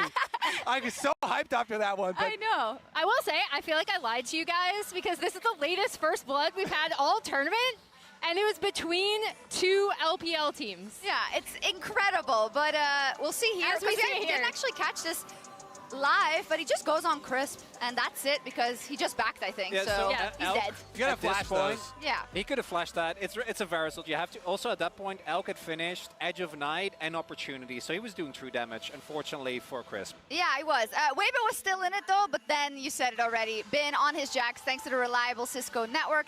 It was the Jax that could come back after Weibo started the Baron, and for Xiaohu, it was a snap back to reality, and oops, there came Gravity, aka Bin.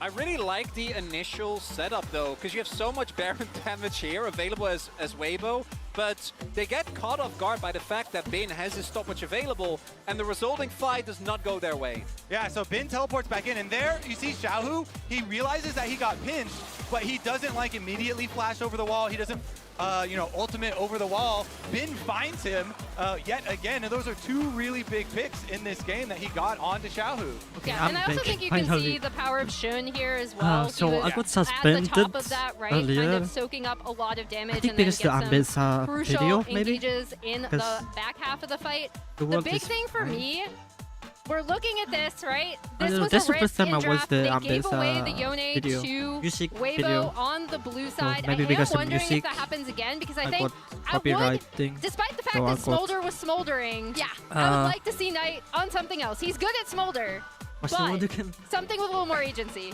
Yeah, I And got, they like, also paid banned, the price actually. for giving so much money to Elk early. You know, the lane swap where Elk was happy to take bottom tower. They I'm back. rotated Elk up the top side. He got top tower gold as well. Maybe and so if you we see a lot see of Ambessa damage again, coming maybe from I'm the poke lethality gonna Varus.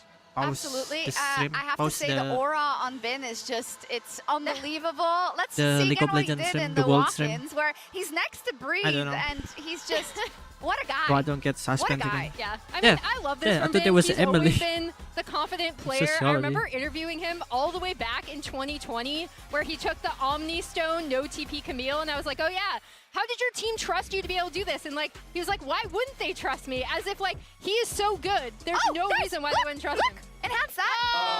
Oh no!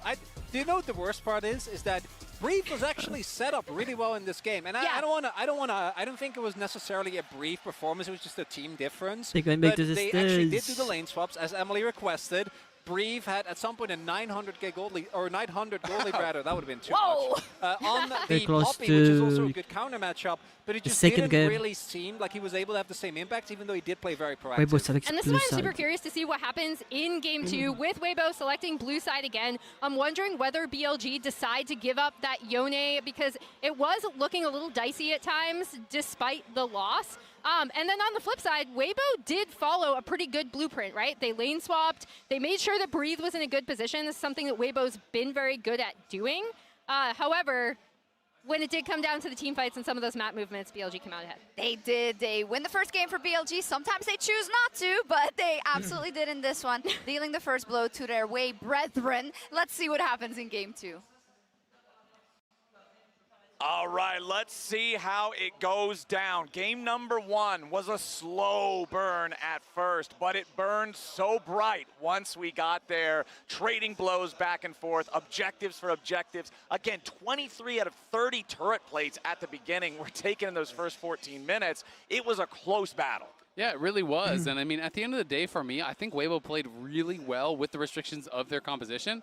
I feel like if they had just had some form of hard engage to start out fights, they would have been in such a better spot to, really be able to kind of seal this one up. And I think it was, hey, look, Tarzan wanted to go back towards what has been his comfort from summer. This brand was exceptional for them in multiple different opportunities, but it did end up leaving them then a little bit wanting, because you'd already gone for the Callista, you wanted the Renata paired alongside it, and it meant that you just had no engage really coming from anywhere. I mean, it's really interesting, right? Because I do think, you can still go towards that, especially if you're not going to lane 2v2. Maybe you go with Tarzan playing the brand, but then you bring in an Alistar or a Nautilus or something like that, because they're not laning 2v2 anyway. We're just in this lane swap situation. Of course, there are strengths and weaknesses to whatever they do go for, but it is going to be Weibo back on blue, and I have to expect BLG probably just leave Yone up again and try to force Weibo to actually beat them with it. And so that's why I'm really interested to see, does Weibo actually ban it on blue side? Do they pick it if it is left up? What is the evolution coming in game 2? Time to answer those questions right here, right now, as we jump into Champion Select, powered by Omen and HyperX for the second time in this series. Same size as the first time around. It's Silas, Rakan, and Yone banned out by Weibo. They have to pay part of BLG's red side Aurelia. Ben as always. And the Oriana continuing to be banned against Xiaohu. And Azale, you called this morning, 10 a.m. we were talking. He was like, Aurora, they're going to leave open the Yone, and immediately they're going to lose and Weibo's going to have to ban it. And it was exactly what we've seen. So we've got the Prophet alongside us today. I mean, they're going to make a ban the Yone, and they got to pay for it too. So it is rough there for Weibo. Now you're just in like a lose-lose situation because they just said, okay, yeah, you were right. We can't play it. Our bad. I apologize. Okay, now let's restart. Which is unfortunate because Xiaohu actually looked pretty good. He just felt like he needed a little bit more of that supporting cast to help him out. But now going back towards the Kalista as well, and Bin going towards the Jackson. But that's one of those things that often happens in a series like this. Even if it's not the fault of the pick, not if the pick loses and you weren't supremely confident in it coming in, are you really willing to risk going down to match point on another Yone game? And I think clearly most teams are never willing to do that. So we're going to have a very different look, though. It is going to be the same bot lane. They're taking your option, Rob, like you were talking about, drafting Engage from the jungle, but keeping that lane dominant 2v2. And this specific Engage from the jungle, remember, was that third and final ban on BLG's side in game number 1 in the first phase. This is what I'd like to see from Elk, though. The games that we got to see from playoffs, Ziggs was so strong when Elk could get his hands on it. He ended up having a ton of pressure in the lane. They could rotate him around the map super effectively. They started knocking down turrets right, left, and center. And Weibo were left dizzy trying to keep up on the map. Yeah, absolutely. And I mean, this was a second phase ban from Weibo last game, so now it's open. They're going to grab it in that first round. And I always have to correct myself because when I talk about Ziggs, I always say it's, it's a mitigation pick. You're going to try to just nullify a lane. And then I remember every time I watch the LPL, I was like, well, actually, Ziggs plus anything turns out as a kill lane in the LPL. They just kill you, clear the wave, take your tower, and then you have to thank them for it. It's kind of different how these guys are able to play on the pick. And even when we saw it against Weibo, they were like, here, we don't want that to happen. We're going to try and focus down on this bottom lane, look for some of these dives. And still Elk was able to get the turnaround kill on some of these dives. So this is something Weibo are going to have to be so scared of. They really are. And I mean, if you were in a situation with Weibo, last game, they opted into a lane swap. If you lane swap away from a Ziggs, your tower is kind of just dead. Like, it becomes very, very difficult. So it's going to be an interesting game, and that already has shifted things so much. Yeah, we are going to see the brand banned out again, though, by BLG's side, respecting the fact that they could still lock that in for Tarzan. They do not want to deal with that in the jungle again. The Gnar are going to stay banned against Breathe, but over on Weibo's side, banning out that Smolder, since they already know they have the AP threat, they don't want to allow that premier AD mid lane. I mean, I just think the brand ban is so weird because Tarzan already has his Maokai, right? Like, unless you actually think Maokai is going to go top lane, which is so rare. You have Renata, so it's not going support. It's wild, I can't remember the last pro play top lane Maokai that I've seen. It just like doesn't get played anymore. So I'm really confused by this brand ban. I 100% agree. I am baffled. And on the opposite side, I thought there'd be the Tristana ban coming through as well, because that's kind of been the other premier AD carry that we've seen in the mid lane. What if Lucian mid has also been absolutely exceptional on the Corki. The reason I say I don't really want the AP option is just your Jax, mixed damage. Now you've got an AP mid and you've got the Ziggs in the bot lane. I think it'll be a little suspect to try and go that heavily into it. Yeah, I mean, I agree. There are also other picks, like he brought out in the playoffs, was the Zeri was another pick that he did play really well on. So if they do really want one of those ADs, we also saw Quad bring it out here at Worlds and was able to get a win on it with a very unique build. It was that Zeri I was against a very melee-heavy team. Taking Lucian for BLG for the night. So it is Maokai so they were top. Right? Yeah, Maokai, they were right. They were reading it, and not only is it Maokai top, it is Elise back in competitive play. I mean, this is screaming early game here. You have Elise who has to be ganking nonstop to make things happen, but it's also screaming Merc Treads on the other side. We're going to get Knight playing as Syndra, so they're pretty AP heavy. A lot of people, I think associate Syndra with players like Showmaker. World. To me, it's always been a Knight champ. This is one of the guys that I, really respect playing the champion. I never as far back remember as 2020, about I remember making the content. comms. He's on his Syndra. I watched every game of Syndra he played the entire year. After This the guy is different on the game pick. He is and the so match damn good on it. If you ask me about the Game comms, 5 I'm of really gonna finals forget. against Scatter from the Dragon JDG. Pit. The scatter from the Dragon Pit won him his first title in the LPL. It is synonymous with him, and now we get to see him take it to the main stage here at Worlds. And I'm going to be interested to see if those trends that I'd seen, from all these years of him playing Syndra do continue. Because one of the things he really does do different than a lot of other Syndras is he doesn't always play with a team. He'll often play on angles from the side, being fishing for a poke over walls and putting himself in this position where it feels like maybe we can engage on him, but he's not quite in range, and he's still in range of hitting you with the scatters and really making your job difficult. I will say, though, against a composition like this from Weibo, there's a lot of different things that can hit you from pretty far away that are CC reliant. So I think it will definitely be more of a front-to-back style fight, but I think it's a good adaptation coming through from Weibo. You have champions like Skarner that want you to play into them. Champions like the Jacks that kind of want to find these flanking angles, but you have so many different avenues to cover with this composition, and you've just got like Xiaohu back on comfort on this Lucian to try and go toe-to-toe against Knights. I feel like we cannot see another game that doesn't have first blood until 17 minutes if Weibo wants to have a chance. I feel like when you have Lucian mid, Elise jungle, Kalista bottom again, you need to get scrappy. You need to build some early advantages and have these smaller fights and skirmishes early. And if you're thinking about Elise as one of these picks that is getting more popular online, it was actually buffed after this patch. So it wasn't until after the Worlds patch that those Elise buffs did come through. I'm very excited to see if we can make it work, though. All right, remember, log into your Riot account on lolesports.com and watch Worlds Live to earn exclusive Worlds emotes, icons, and capsules. All sorts of good stuff in there, so log in, check it out, and I am so excited to see how Tarzan plays this, how Tarzan passed with this, and I like what you bring up as the the buffs happen after this patch or whatever. Sometimes it's just enough to get people thinking about it again. Exactly. And you think, maybe the buffs weren't even what I really needed. Maybe we were underestimating this. Yeah, absolutely, and Elise can run away with a game. There's just so many things I want to talk about and so many things I want to watch in this game, though. I mean, it's two mid laners here that are, in similar places in their career trying to battle for that World Championship, playing some of the most iconic champions for them. And Elk is going to spot them on this invade.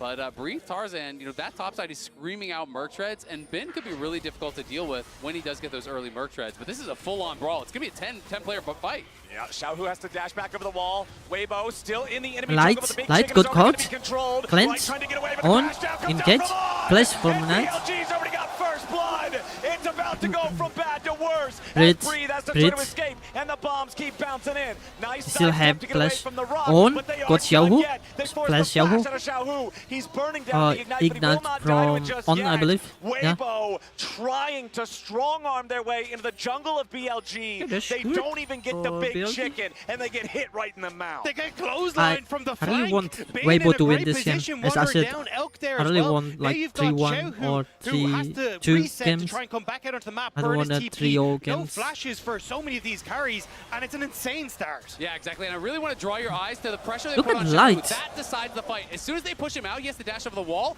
It's just a collapse in. Ben gets the stun onto Light, Whoa. and then there's the easy follow-up with the God. flash crash down there from On. It's all about pushing the Lucian out, creating this temporary 5v4 where they can focus down the enemy AD carry.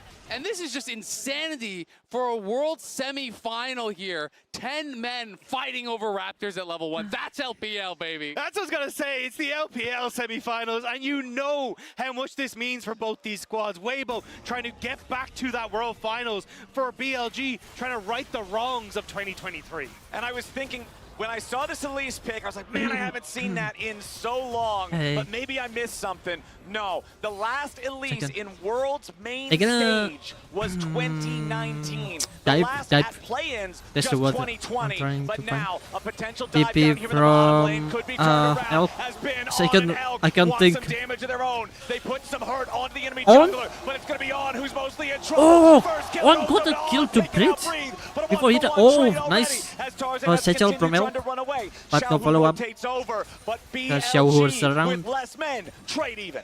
And they had no mana on Elk, so the fact that they're able to push them off there is perfect. He now gets to move back, pick up all of this CS.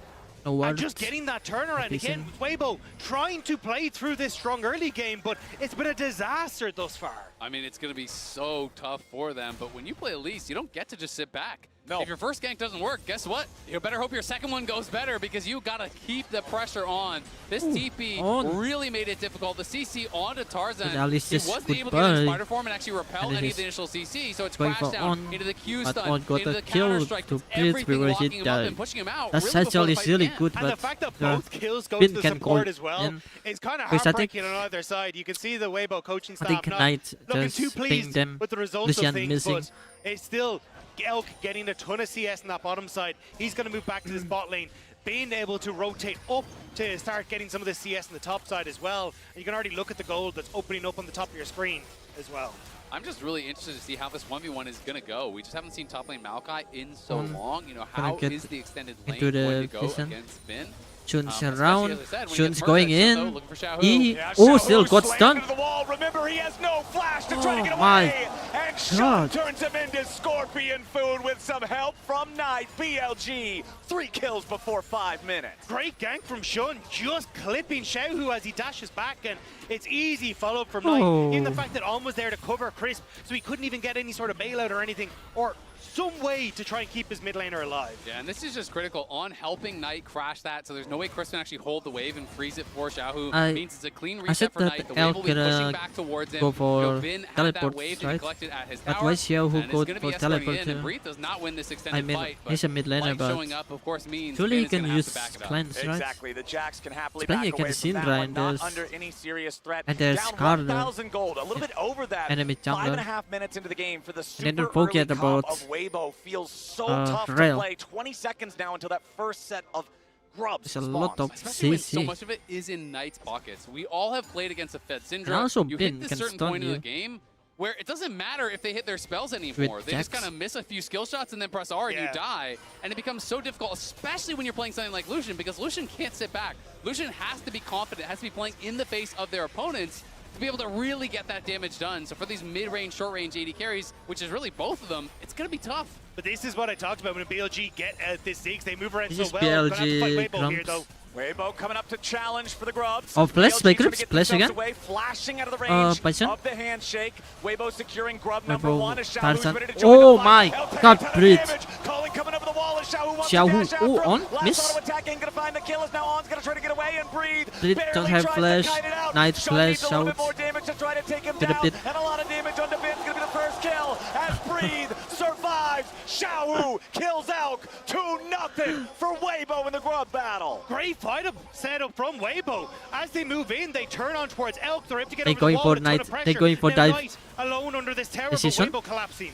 Okay, they're going to turn Shun around back instead. onto Tarzan, but he used the E-Shaw impact on the large Krug instead. Tarzan, with his teammates behind him, feels Okay, confident Knight's moving is further safe. forward. Knight goes for the scat of the week. Yes, he hits Xiaohu, but he's not close enough to pose any real further They're damage going threat. for the rest of the really crumbs, rough. right? Look at the waves. Every wave, it feels like he's just pushing towards them on the minimap. We can see that got pushed in by Breathe. Bot lane wave is already shoved up. Knight, Top lane Knight. wave is already shoved up. It's a full Okay. court press, it feels like, for Weibo right now. I thought there was, they are really I thought there ramping was up the Alice. pressure after that one fight. Honestly, they needed it so badly. Things were looking awful for this team that really wanted to get the gears turning early, but the grub fight turns it all around. They got that first grub. The other two still alive in the river right now, and you're going to see Tarzan make very short work of those. It's also the fact that if this game actually starts to extend into the later portions of the game, you're incredibly AP heavy on BLG, so getting things like Banshee's Veil is going to be crucial, but the Cocoon on towards On, let Xiaohu play really far up here because he knows he can't be locked down, and On, even when he goes for it, ends up missing on towards Xiaohu. On the top side, Breathe has already got the majority of BLG chasing him, but watch over the wall. Another great Cocoon from Tarzan ends up hitting onto Elk, which sets up then for the piercing light over the wall from Xiaohu to finish him off, and it's just these small interactions from Tarzan that really set up a cascading effect in that fight for Weibo Gaming. I mean, he played the fight very, very well, and you have to be able to be confident like that, to look for these aggressive moves on the Elise, to really try to stay ahead of the pace of the game. He's not going like the full-on old school, like Sork Boots rush, run around the map, just do nothing but gank. He is building AP, obviously, so your farming is definitely not bad. But it's very difficult, especially to play the fights out in the later stages of the game when someone gets Light ult. Oh, miss! Crisps! What the hell? Alright, still got Elk. Settle away, but still have the E. Oh, they got Xiaohu in mid.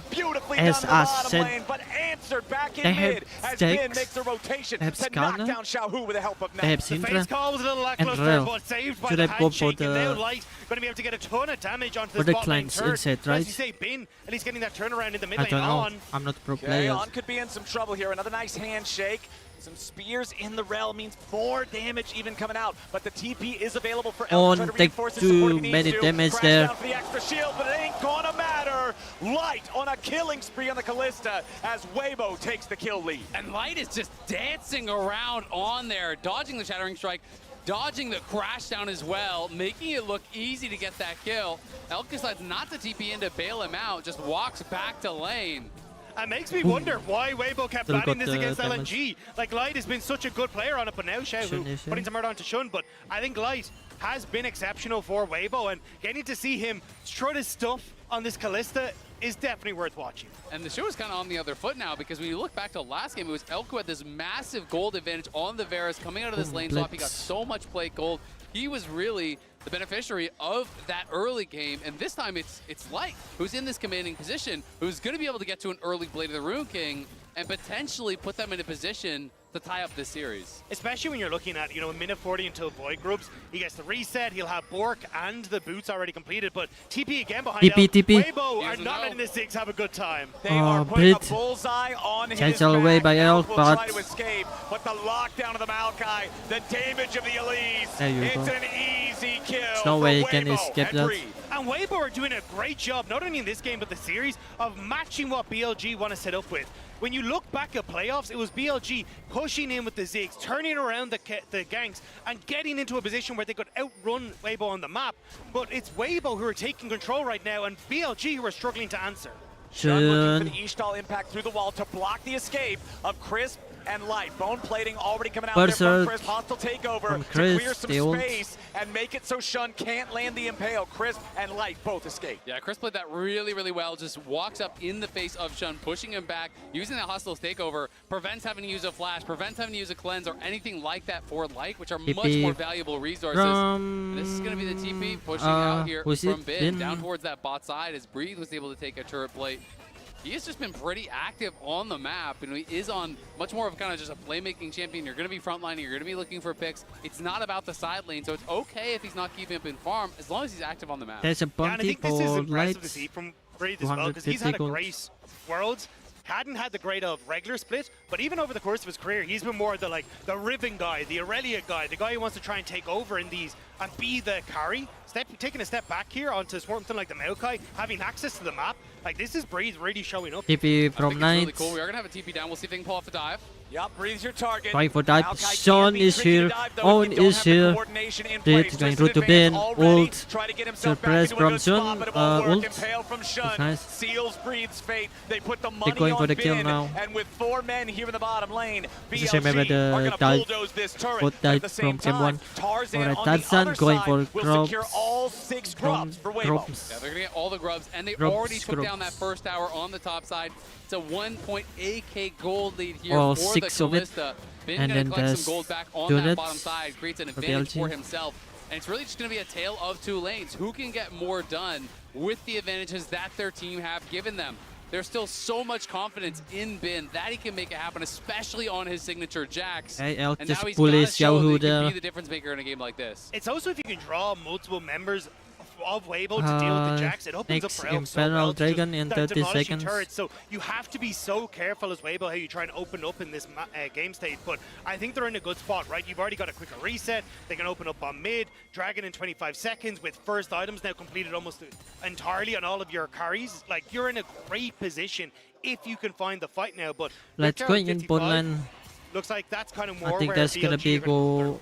I also just think it's really cool Botland. that we're seeing the continuation of these new picks coming out, right? People are not shying away from that. They're seeing the success of teams like And they are FlyQuest against going for Gen G. Dragon Weibo's now like, as hey, well. if it works for them, why can't it work for us? Bringing out a Maokai Cup, bringing out an Elise. It's picks that make Yeah, sense within the everyone's context of the game, Botland for within Weibo. what they want to get done in the game. And I just love to see that constant evolution of the meta, and I'm hopeful that it continues to work. Yeah, I already talked about how the Elise at Worlds They're going for specifically inner turrets is 5 years instead of ago for main dragons. stage. But if you're looking at Maokai top in tier Okay, 1 they ping, regions, this is the first time all year Weibo long ping for that has Dragon. actually been played in that role. And Breathe and Tarzan Weibo is you are doing already pretty there. good with it. Tier 2 turret going to fall there in the bottom lane. It's a 1,500 gold lead for No Weibo. vision It's for a 2,000 BLG. personal gold lead They're not for gonna Light on this contest. Callista. And it's easy for now that second Drake of the game to go over to Weibo as they pick it up, no contest. Yeah, they're just going to shove in mid though, so then they can try and rotate And up towards the then Rift Herald. Herald is I don't like really know if they're in a position to just blast this one out. I think that's why they're looking just for the pick raiding. as Breathe moves in. Just raiding. Breathe has those The saplings spot though, bin. so powerful. Shun for a still scouting there. tool. Tarzan. Ben getting tagged, slowed down a little bit, but not in range for the twisted advance, so he can just continue walking this one away. 14 minutes on the clock. Lane economy snapshot. Thank you, MasterCard. You can see, man, Look at it's this, no all lights. light all night, and Crisp right next to him. Instead The of second ASRock. biggest gold lead in the game on a support. But Light is just going to be able to keep this pressure up now. He's moved in towards mid. You've spent your timing window as BLG on that Ooh, top side, and Xiaohu. now On is already getting forced back, so you're just getting these waves in order now for Weibo to look towards Rift Herald. The cross maps are not coming through for BLG. Okay, they're going for the Herald now. It's been difficult, right? Because they feel like they are behind seems, tempo, they are getting pushed in, they're Bin's worried about the around. elite, so they're not able to fully shove out these waves. Shun And it's is making in the difficult both side for them to jungle, actually so make no the moves contest towards these again. objectives. And normally, I don't think support gold is that big of a deal, but at this point in the game, They when it like results in an Tarzan item completion, like the objectives. Locket is actually It's always really there big with the in some of these early objectives. skirmishes. So I Even in agree with game BLG, 1 when they they're have losing no early business game. contesting this fight. And the question just becomes, you know, which side is going to scale better? Because BLG is very AP heavy, which is definitely a weakness. But at the same time, you have Elise, you have two short range AD carries on the other side. And it's really going to come down, I think, pretty heavily to execution. Yeah, I think the only one who really benefits is Breathe, because you can go for that something like a Spirit Visage, which then is super nice for getting that extra healing off of your passive and just becoming an absolute monster in team fights. Lights. And for BLG, a lot of them, their fight will be front to back, apart from say like Bin. But if you can actually just have, you know, Breathe stand in front of a Ziggs bomb or even a Scatter the Weak from the Singed, it becomes way easier for Weibo to operate. Although they are a very short composition that still can be in range of a lot of that threat. And they're still going to have, you know, that difficulty on the engages, right? Because again, it's really going to be on Breathe, it's really going to be on Tarzan to be able to start up these fights, to have the confidence to go forward, find those picks.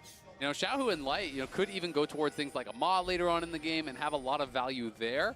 Because if Knight positions aggressively and is trying to get those 100-0 plays, and you're reliant on a lot of the AP damage from Elk as well to reach backline, hey, if you can't 100-0 them, maybe the sustained damage of these double AD carries can really shine through. And especially if it's a Cloud Soul that Weibo can pick up, having that like Maokai ultimate into his speed up, being able to chase down people, can make things significantly easier for Weibo to start some of these fights. So you can already see the opportunities for Weibo to close out this game. It's just how do BLG disrupt that so they can enable a Ziggs to tear down turrets, so they can look for picks around some of these key objectives on these carries as they look to face check. And Weibo are feeling confident with their current state of the game. Nearly 2,000 Crisp, gold that's ahead. too far. Crisp going to step up, try to secure a little bit more vision here in the enemy jungle. That Tier 1 and Tier 2 turret both being destroyed in the bottom lane does give Weibo a little bit more bravery stepping into enemy territory, knowing there's not a place for their opponents to easily fall back to if need be. Bin versus Breathe up here Okay, at the top TP side. Teleports coming in from both Xiaohu and teammates, as you're going to see Xiaohu arrive first. Knight. But as soon as Knight shows up, he's got to fall Ult, back. Nice stun. uses Scatter the Weak to interrupt the culling, but the fight is already over at the cost of both mid laners' teleports. Yeah, you can see the extended fight. Bin would win in that 1v1, but Breathe just has to buy time in this situation. He buys enough time for Xiaohu to arrive. He's able to push them back, and there's not really anything cooking on either side. I do think Xiaohu's teleport being down is better for BLG than Knights, though, because you want this Lucian to be able to play through a side lane and being able to put pressure down. Forcing him towards objective fights in like a minute's time and not being able to cross map, I think helps out BLG in a way. I fully agree with you. They also just have an extra TP, right? Because Elk exactly. is running that teleport. So if you can trade 1-for-1 in teleports, you are going to be up teleports on the map, obviously. And you do have that extra answer, you know, of someone like Elk, who can easily go to a side lane, just wave clear against the Lucian, and still be able to join the fight on a teleport. All right, we've got less than a minute until that next Drake is around. Oh, he 1-1 missed. means not really a whole lot of reasons to trade aggressively for those to feel like you have to stop them. If BLG just needs to keep pumping the brakes, you have to think they'll just let this one fall away. Not that big In of a 40 deal right seconds, I mean, I there's think gonna be BLG's Drake. game plan is basically the same as last game. They just don't have clear scaling. They need to win destroy conditions the like they did mid, last I game. guess, They for want to play it Weibo. slow. They want to use the Ziggs to buy time And for the BLG stacks need to come through to for Syndra, for defend, Ben to of become a course. real threat in the side lane, where I don't think anyone can answer him this game. The question is, do you win 5v5 when you scale up, or do they have to hard commit to a split bush win condition? because they don't have a smolder, right? Like, it's not that same easy guaranteed win late game. Oh, nice. Knight Quite doing nice. the Syndra special, steal away the blue buff, makes it a lot harder for your opponents I'll to take it, thank continue you. to push those smaller advantages, stealing away the mini objectives. But the Drake is live, and BLG, Alright. exactly as we expected, they're just backing away. The Drake is No need to here. fight for this. I think this is where you need to start just No trusting the contest Knight again. wave clear solo, especially when he gets towards the second items, and you start to stick Elk with Bin in a side lane, because if you have a two-man threat, Breathe can't really step up to the wave, and then suddenly you can very quickly take away these towers, use the extra teleport they have available to you to try and play for the objective fight after as well, but in these sort of positions, it's tough. Oh, he missed. Fails. He misses Shattering Strike, so Magnet Storm has nothing to connect to, and Xiaohu just casually steps out of the way. Yeah, that one hurts, because that is a lot of He your threat on that engage. missed. Thought he had a window And he to no make a ults play and before the flash Herald right was summoned now. up. Now That's it's here. ult by Breed. Breed summoning the ulti over the wall to try to stop BLG from being able to defend against this Herald charge. Charge already completes, but the turret with so much HP, not even close to dying here just yet, despite the fact that it is 6 grubs for Weibo. And it's a lot of Weibo grouping up on this mid lane tower, so you still have Bin, who's just kind of farming his way up on the side lane, starting to get closer and closer to that 1,000 gold. They lead, really but want the BLG, mid turrets. The wave clear's insane. All of them is here. Yeah, Light forced to cleanse and flash to get away there. Knight doing a good job, max range, scatter the weak to put pressure on the Fed carry. And this is where it is tough for Weibo, because you don't have as much of a side lane threat in Breathe, which is why having Xiaohu kind of answer for Xiaohu Bin, is here. answer on the side lane is your best bet. I'd rather see Xiaohu not match Bin though, and have Breathe just wave clear against this Jax. So then you have another point of pressure on the map that you can then release Xiaohu from to move mid, to draw members of BLG away so they can't just wave clear on turrets all day. Crowd is getting into it, man. I'm loving this second game much more than the first at this point in time, just because we have so much more trading. Because there's so much kills. More There's kills. yes, because there's Just kills. admit it, you're a play-by-play. I enjoy the kills in League of Legends. It is a PvP game, my friends, and we are seeing some good PvP here so far. 3-1-2 on Light, who does now have his Rage Blade completed. This Kalista is an absolutely massive threat, but at the same time, there's always that double-edged sword. He's got so much of the lead, so much of the gold. If he gets popped at the very start, if you do have a good rel engage followed up by Syndra and Ziggs both pressing R at the same time, Weibo feels like they'll crumble. Exactly. It's really tough. And that's why I think Weibo are going to be really careful around these missing summoners from Light. They're not going to be looking for any sort of risky plays until those are back up. And even with this big gold lead, you look on the other side for Elk, he's at a pretty strong point in the game too. Does have those 2 completed items, but the MR is starting to come through. That you can damage. see Light has that Hex Drinker. I do think we're going to see both these AD That's carries with it. full maw by the end of the game. But I think it's great to see people finally taking notice of Light. He's been to the main stage with LNG back in the day, but never really got towards the playoffs to show what he's really capable of. Now coming on towards Weibo, he's really got to show how strong he can be, both last year and now at this tournament and things like the Ezreal as well. Sean got the stun, got the ult, and there's this follow-up from Knight. Knight and Shun together find the pick on Xiaohu. Yeah, it's a big pick in the side Lucian's lane. Let's see no how much more more. BLG can get, but This I fully agree with you, finest. Dagda. I mean, I think Light on a team that is kind of pure chaos in Weibo, he's that consistency. He is that guy that is slowly scaling up, that can really take over in a 5v5. It's hard to shine he's an AD carry in the LPL because there's so many good ones, but he really does stand out in a very stacked crowd. You're also going up against Knight, who is the kingmaker in the LPL right now, and it's plays like this working with Shun that set BLG up for success on side. They get the tier 2 tower, they get more gold in towards the Syndra, and it's getting tougher and tougher for Weibo to try and answer back now with how well BLG are starting to play on these sides. I'm going to be really interested to see if BLG want to contest at this next dragon, because the third dragon I always think is such an interesting inflection point in the game. Well, fourth overall, but third for one team. Yeah. Because that puts you to soul point. Recall. And yes, you can give that up. It's not that a guaranteed power of the soul on this Cancel one, again but it does with the mean Q, one Elk. mistake, one pick, one poor setup. They get sold. They get permanent power for the rest of Cancel the again game. with the Q? So No. you have to have so No much PC confidence right that now. you can execute in that next one that you I mean, guarantee earlier will there's win no that fourth PC. fight He and just prevent the soul if you're not going to fight the third. Confidence and just executions. predicted. Elk confident there as he pushes up, gets that turret down to that threshold. It's a confident W. Gets rid of it, man. Confident satchel laying coming out here from the Ziggs. very, very good at destroying these turrets. And when you combine him with this Jax in the side lane that you already pointed out, there's not really a split push answer for this game from Weibo's comp. If Bin really gets rolling, the destruction capability The Dragon, from 30 BLG seconds. between the Ziggs Let's go. and the Jax is just huge. It really is, and that's BLG where I not kind of go back to a gonna point that you were making, Rob, where it becomes keep about this one, right? overloading his side lane, because Maokai can hold the Jax.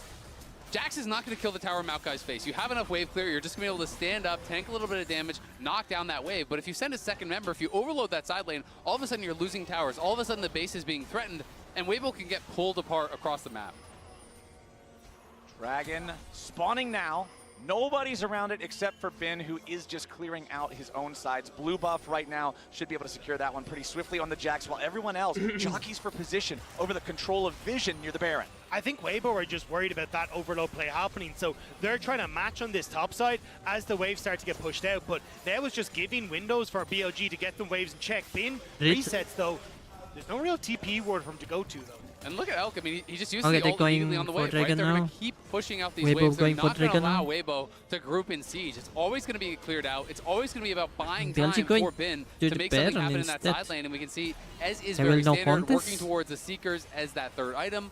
But we're going to need to see that Magic Pen Come come on, through for Knight contest. and Elk very soon. There's They 3 decided to drakes, not by fight the third way. Dragon for Weibo, so Weibo is on BLG. soul point now. They have got to get to as powerful as they can before this soul. TP, they're just going to bounce on Epo Shun. Yeah, Shun has to flash away there. Ends up in a spot that could have been pretty compromised. They're going for But Baron. now Weibo taking the opportunity. They're starting up the Baron themselves. This Far vision, side they know shrinking now. into the pit. They're Baron gonna down fight to this half one. HP. TP's gonna come in from He's gonna mid. contest this Weibo one, of course. committed into the Bin pit. Baron down from to flank. 3,000 HP. Engage comes in from all with the Magnet Storm. The Baron is secured by Tarzan. But now Oh, they're there's too gonna much. get away from BLG's There's too much, collapse. but Light is dead. Finds No one. more Light because to Renata. Invasion Bin is down, but Light into the picture now too. Xiaohu. Shun tries to escape, but he can't Elk survive. versus Xiaohu. Tarzan barely getting away over the backside of the Tarzan Baron is pit. solo. And Breathe stands at a 1v3, But they're going for but he Breed stands instead. not for long. So It's Tarzan BLG. and Xiaohu They survive. lost the Oh, Baron, Breed's still but they're alive. going to end up winning in Flash kills. away. Breathe still getting away. Okay. You gotta be kidding E? me. E? He's still getting away. Oh, he missed the E. Son, finally, he's down. Okay, TP. Xiaohu. Can he do it? 1v3. Xiaohu. Flash. Xiaohu. Oh my god. Storm Surge execution from Elk.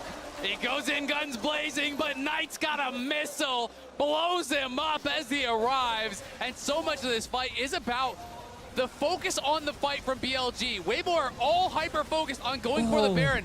On goes in, gets this massive engage. Elk is getting AoE across the team. Knight is fighting over the wall, hitting spells on multiple members.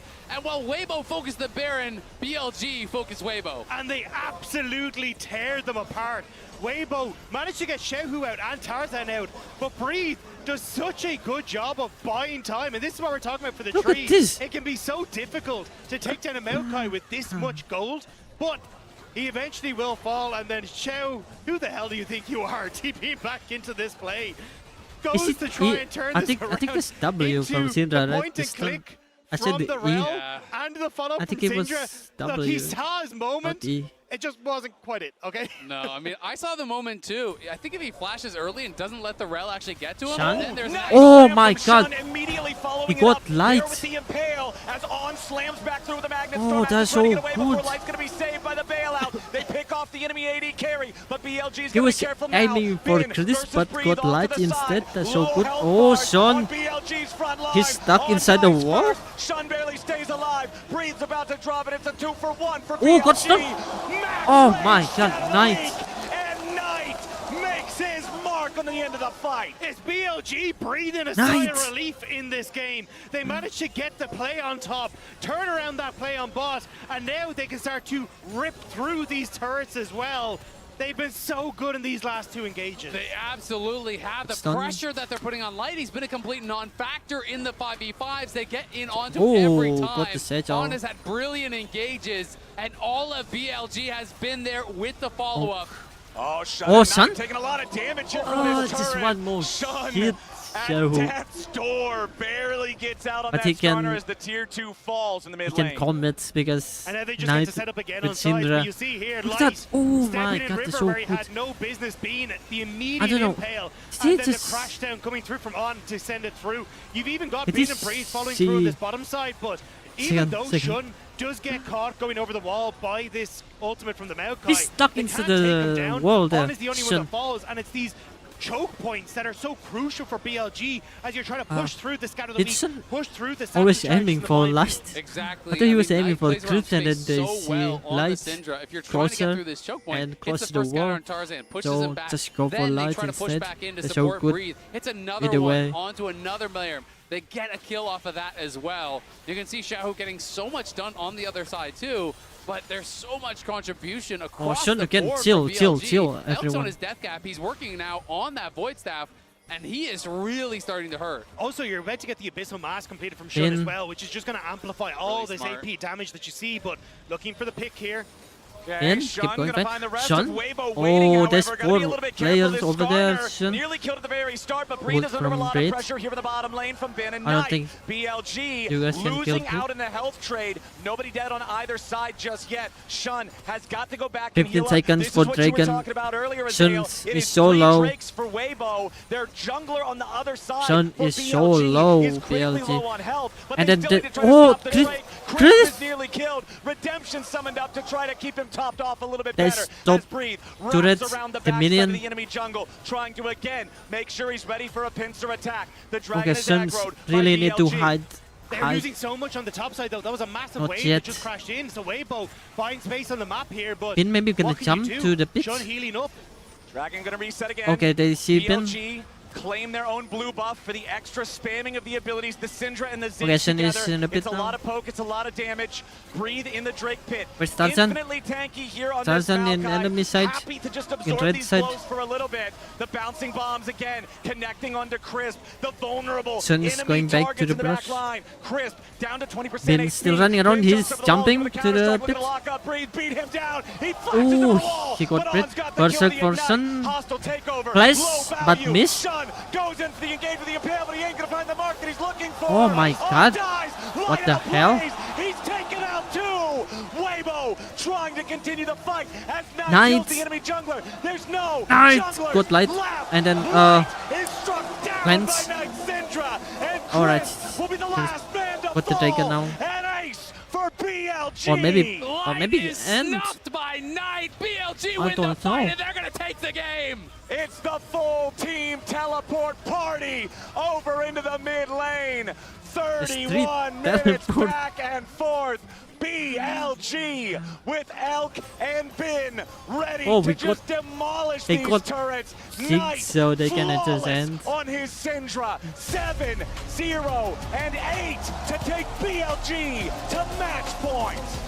You have to put respect on the Syndra when it is in I the have no hands idea. of Knight, working so They well always with do Shun. that. And even though it looked BLG. like Knight was about to make the play It's of just a his sudden career, end. it is shut Don't down know. where it stands. Best Since Syndra in the the world. first This game. guy is just different. He plays these fights perfectly. Beautifully done by BLG and Knight to secure themselves match point. Don't y'all go anywhere. We'll be right back with more semifinals right after this. Oh my god.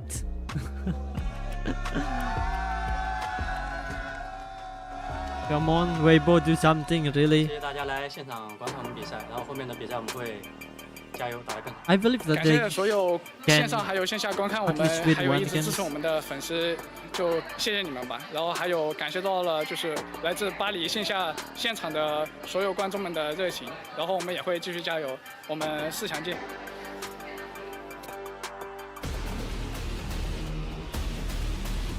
Oh, take a break again. We need to chill. The game is so fun, really.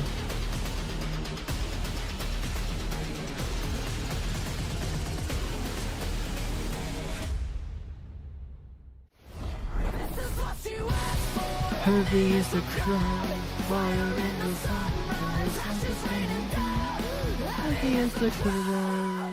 Maybe I'm gonna get bent again while the breaks. Crushed by your own gravity.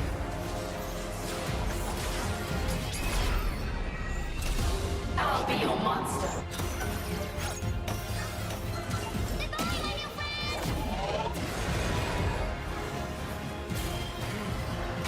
This is necessary.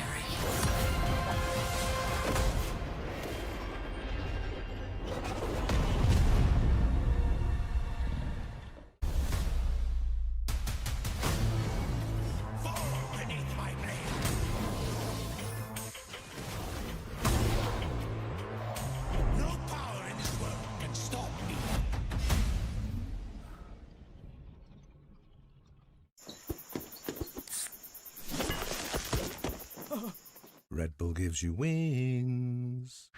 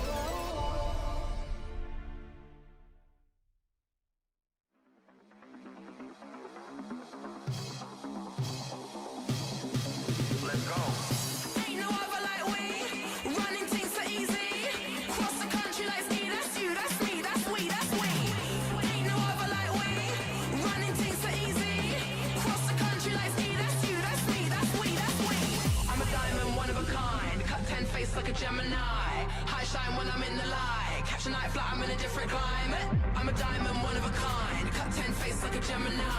High shine when I'm in the light. Catch a night flight, I'm in a different climate.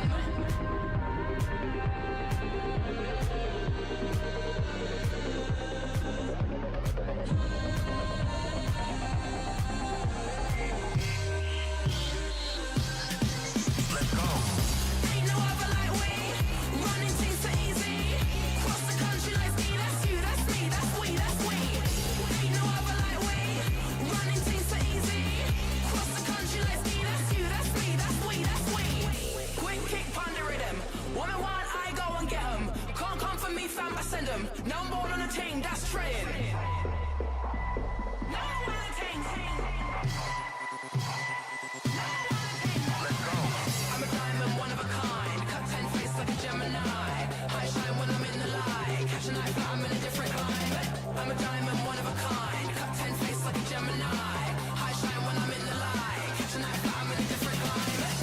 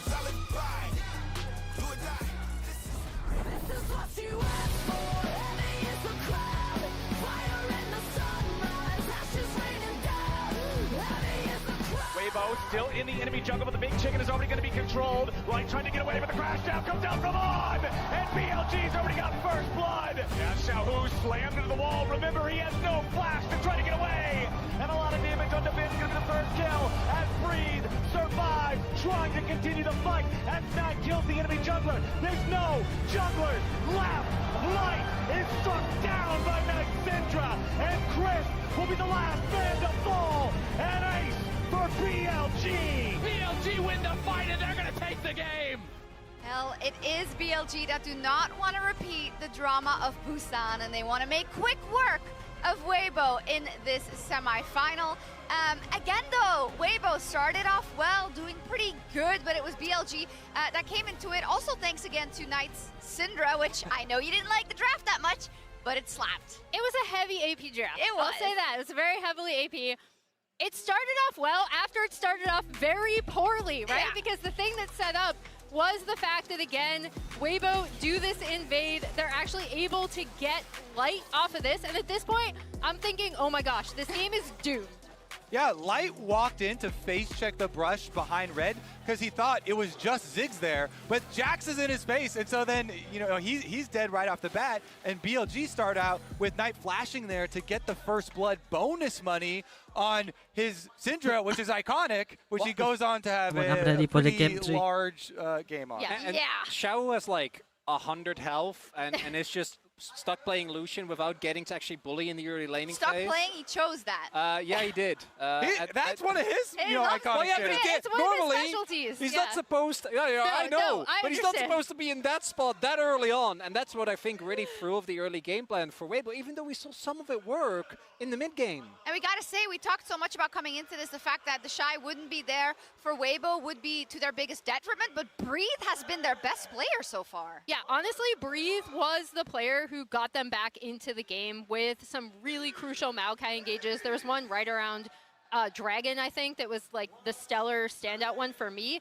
I thought he played this Maokai really, really well. And again, no, it's not the Shy, but the Breathe is trying so hard, and especially with this top lane Maokai pick that they pulled out was really, really fun to see. Yeah, it was, there's some chatter that they knew it was coming, right? And the bans were adjusted accordingly. Still, though, you saw how strong it was. It was insanely strong. It's going to be something to think about in terms of the drafts. But let's take a look at the Baron in our HyperX Reflex replay, because there was a lot of good, there was a lot of intricacies, and there was also a Xiaohu TP at the end. Yeah, we'll get to the ending later, because initially I like this from Weibo. They definitely, even with the heavy AP build, I think get outscaled. So they have an opportunity to take away the Baron here. The problem is then actually getting out. And you can see this fight is all over the place, so there's not really an easy and clear way out for Weibo. But they actually get out Xiaohu. Tarzan makes it out as well. And there, here you look and you go, okay, it's fine. We got the buff. Xiaohu is one of your big split pushers, has the buff. And I could someone take it from me because Breathe has so much time. And Xiao is going back. He baited his teammate in. Yeah, okay, how does he play this correctly? So there's a world where he could have gone for poke damage, or maybe not just too early. dashed in immediately, Let because Brit's already died, and let because and then flashes after the ult is already still not there yet. Just flips him back and just doesn't Sure, he get to can play kill the game. them, Ah, no. still need Look at help. the damage. because Maokai did almost Syndra I is just see too it. much, bro. Wait, if I'm my Seriously. goat, I'm just gonna. Oh no. Wait, Oh, no. I'm just gonna. No. We're You're putting it away for later, right? Yeah, You're gonna bring it back out? I'm totally bringing it back. My GOAT right now for this series is actually, I feel like tank junglers are really underappreciated. Yep. I feel like Shun Skarner, it has actually been my MVP of the series so far. I'm definitely biased towards junglers, but he is doing so much setup, so many picks. He was the one who picked off Xiaohu a whole bunch this time around. He's the one getting so many engages for BLG and then being up 2-0. Like, do you have to do some adjustments there? Yeah, and I also love it because we have to remember BLG wasn't doing too hot. They had Wei in the jungle, right? Wei, who had given them a more multi-dimensional play style, not only playing towards bots. Then they go down 0-2, and they call up Shun. They say, we need you to do this job for us, and he has been stellar. Yeah, and you can see it from some of their draft priority, right? How they have been focusing heavily on the red side, making sure that they're able to get Bin's Jax and then the Skarner for Shun. I think the other thing that's really interesting that you saw, again, people said they expected the Maokai to be going in the top lane on this draft. I think Rakan and Ashe both being removed has been huge based on how we saw each of these teams qualify. And then the Yone ban coming out of Weibo on the blue side as well to set up for this, I thought was super interesting.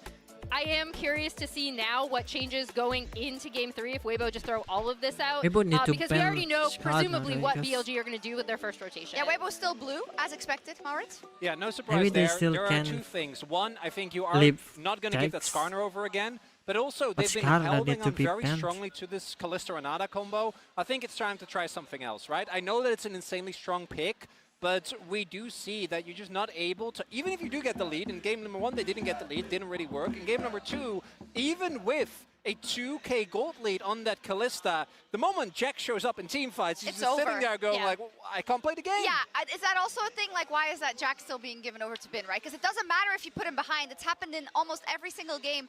Even going back to like Swiss, right? It doesn't matter. Yeah, I could see the pain of your, G2 eyes, the first game of that G2 series. What? I don't know what you're talking about. What he was able to do with the Jax. I mean, he's great on the Jax. So let's see if he gets it for the 3rd game in a row. Aurora is always. All right, everybody, welcome back. It is time for game number 3 here in this LPL versus LPL semifinal. BLG up 2-0, despite both games being close. But gentlemen, we were just joking about it. In the future, nobody remembers how close it is if it's a 3-0. They just remember BLG punching a ticket to finals, which they are now 1 game away from doing. And they have now won 10 straight games against Weibo.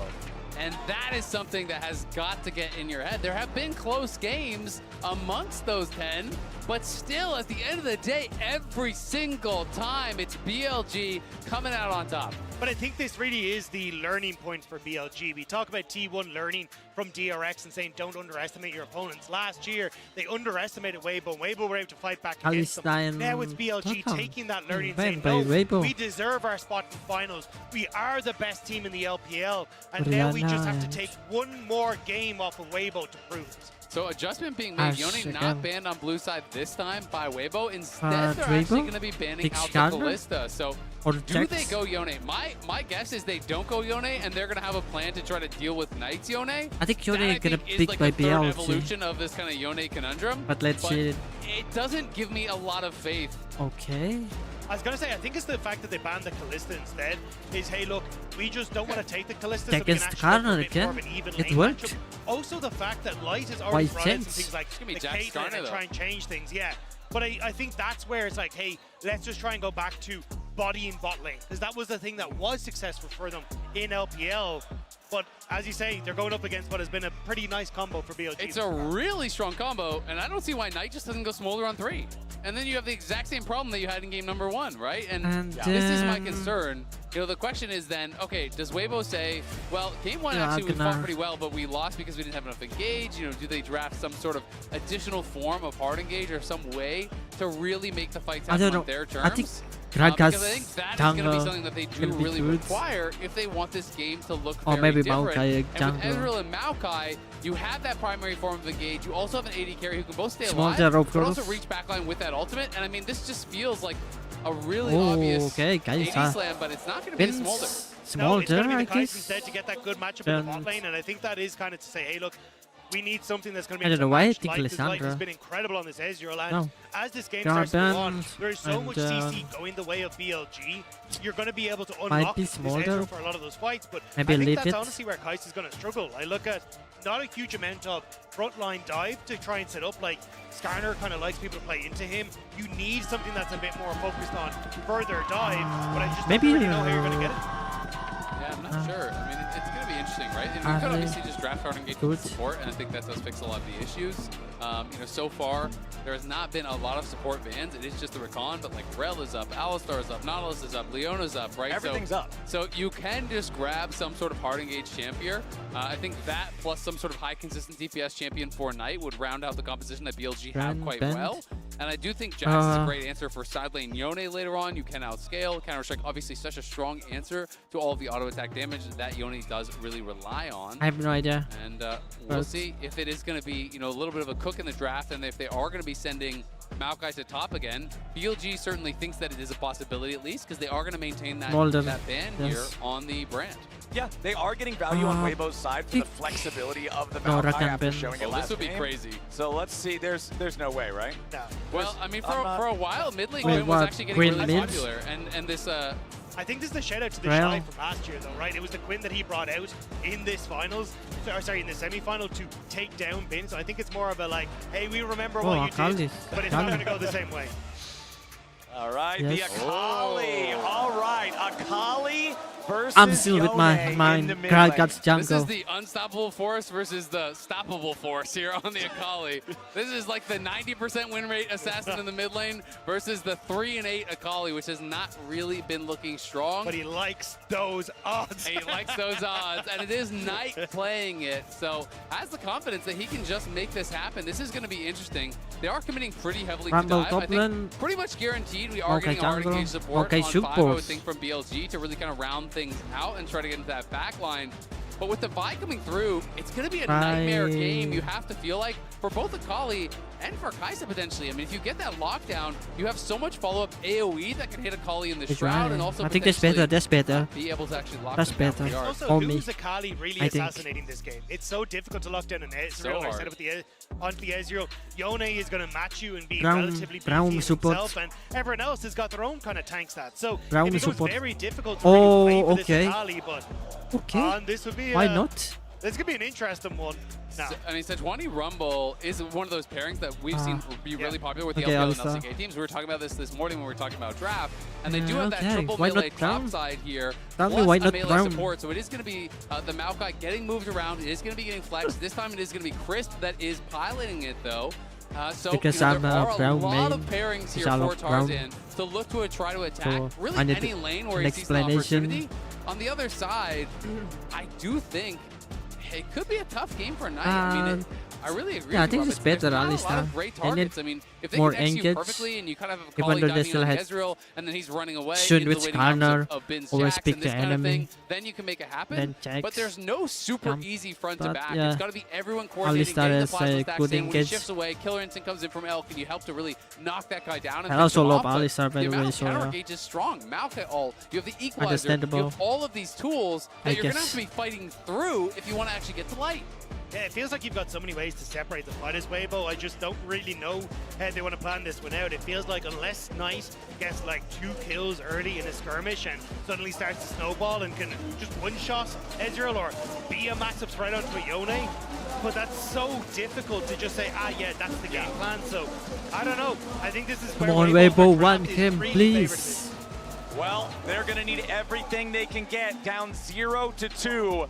Weibo either goes on a 3-game winning streak to break their 10-loss streak against BLG now, or their season is over, just shy of being able to go to London and fight again in the finals. And we were talking about this backstage, Flowers. Like, it's so tough. You've already lost twice on red side, so now you have to get a win on blue and then swap over to the red side and try and figure out how the hell to deal with this, like Yone, how to deal with so many of the picks that you've had the luxury of banning away on the blue side. This is also pretty interesting. So Light has elected to go teleport. All of the BLG players were like pinging that. It felt like when it's coming in, people were kind of pinging over on that. So it is going to be heal on Crisp. It's TP on Light, which is really strong for that 2v2 as long as it's not an all-in play, because it can really allow you to dominate tempo, get a quick early base, and be able to kind of take over in that position from there. And we're talking a lot about this Akali, whether or not it's going to be able to succeed. Reminder, this is our featured matchup presented by Mercedes-Benz, Xiaohu versus Knight. Game record 30-32, ever so slightly favoring Knight. Series record tied dead even 11-11 between these two. They both going for the. But the thing is, when you're a little kid and your dad beats you in the 1v1, you know, and then you grow up and you start dunking on them, that's kind of what Knight's been doing to Xiaohu lately. A 10-game winning streak. I feel like really tells the tale of how things have gone this year. I mean, these are the two premier mid laners in the LPL. In the last 18 finals of the LPL, 16 of them have had either Xiaohu or Knight in them. They go toe-to-toe on LPL titles with 5 apiece, toe-to-toe on the record for most consecutive finals at 6 apiece. And it really feels like a world championship is what separates these two, apart from obviously the 2 extra MSI titles that Xiaohu has, but it really has been so favored at this world level for the LPLs who takes that title of best mid laner. We kind of have the Aussie rules lanes here, you know, the upside down lanes going on as the lane swap was matched. You know, traditionally people with the Alistar are trying to avoid that lane. We do have Tarzan up on the top side though, on an Elk still level 1. We'll see if they want to look for any sort of really aggressive play. But they are very healthy, so I think it would be pretty tough to pull off. Another Mystic shot lands on Elk there, though. Light. So Crisp and Light trying to keep that pressure on. Level 2s have now been acquired, so BLG's duo should be plenty safe enough. Yeah. We've already talked about it a little bit, but just again, going to be keeping our eyes this entire game on Knight's Akali, on whether or not he can actually navigate these fights, because AoE is the thing that nullifies the normally very powerful shroud that Akali has. Look at Shun though, he's setting up for a dive on towards Breathe immediately on the bottom lane. They're going to dive. Right, Breathe gonna get stunned up here for the counter strike. Oh, that's nice. Bin, that's 2. First blood for Shun. It's a 1-for-1 trade as both top laner flashes are spent. Breathe can TP back in though. Bin actually burning the flash and dying. Works out pretty well as long as you are able to get the majority of this CS. I think you're pretty happy because the kill went to Shun, but Bin the kill went to Breathe and on towards Shun. So Bin just actually in the grand scheme of things, it works out pretty even Stevens. Yeah, it's not too bad. I mean, I do think it's still a well set up play here. Bin holds the counter strike for so long, so when there's a flash coming through, it's still level 2 Breathe. They do kill him off. As far as total gold though, you did get the first blood over on BLG, and you denied about 4 or 5 minions there, so he's going to be down a little bit of XP once Bin actually does collect the wave as it pushes back towards him. But for the isolated 1v1 for now, things are pretty darn even. Plus the extra assist money for making sure that you have a second guy involved in it does end up being 600 total gold versus 300 traded back the other way. Feels good for BLG, but still nice close game early on with just that trade in the bottom side. It's not going to be another 17-minute first blood in this one, but we're also not getting that chicken fight. Look at Shun again, though. He resets, giant spell, bot lane again. They really want to punish this. I mean, I think it's really smart. The wave is horrible right now for Breathe. Breathe has no flash, no TP, and the wave is heavily stacking and pushing away from him, so they know he's going to be vulnerable. Okay, they're going in. The top side is on an Elk. Got to be careful here. Light and Chris doing a great job in this 2v2. Enemy support nearly killed as they force on back underneath the turret. Still trying to see if they can put the pressure down. This wave is going to crash as well, so they might be sitting ducks underneath here, especially if Light can get a couple of those Mystic shots to land. But both junglers now just fighting on this bottom side. Luckily, Tarzan was there, so you do get the crash for Breathe on that bottom side, and it won't get zoned off. Yeah, it was interesting. It looked like Shun was trying to delay time so he could actually secure it without having to use Smite because Knight could move over, but at the end of the day, Tarzan does at least force that Smite to be used. Leave it for now. And it is going to be Breathe having to back off here. And it will be a bit of an advantage down on that bot side, you know, as far as the experience goes, but not much of one. So it has been total grub control so far in this series for Weibo. The first set of grubs going to spawn here in about 45 seconds. Remember that game number 1, Weibo got 5 of the 6. Game number 2, they ended up getting 6 of the 6. I'm curious if BLG will be able to do a better job fighting for those grubs in this third game, because once again, we've got the Jax-Skarner combo. I mean, it's just felt like they haven't cared because they've been happy to scale, they've been happy to side lane, they've been happy to trade for other things. They're saying, yeah, great. Take the grubs, we're going to take our time, we're going to have that patience. But I do think this kind of composition that they've drafted for this time is a lot more scrappy, and they may be looking to fight. Then sidestepping that last Electro Harpoon there, trying to get away from Breathe as Tarzan is again hanging around this bottom side. Both junglers investing a lot in this bottom part of the map, trying to hover this 1v1.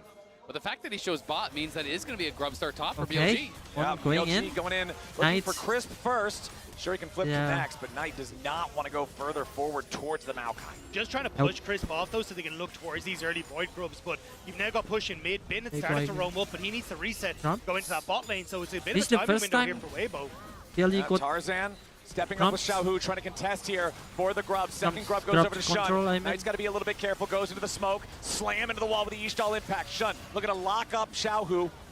As Tarzan gets a nice stun there back onto the enemy jungler, but Bin has made his way to the fight first.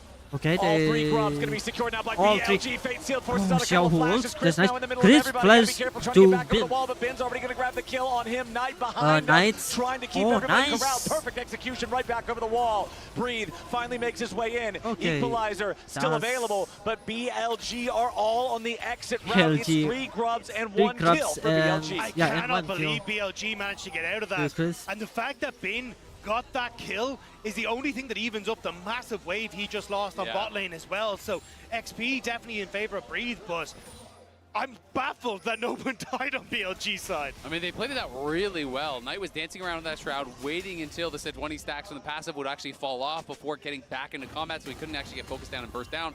I mean, this is the fallout of that wave. It was a massive stack wave. He lost, I would say, a good 2 to 3 waves down on that bot side, and then now it's stacking towards his opponent. So Breed is going to go plus 20 CS or so, maybe even more than that, off the exchange from where he would have been.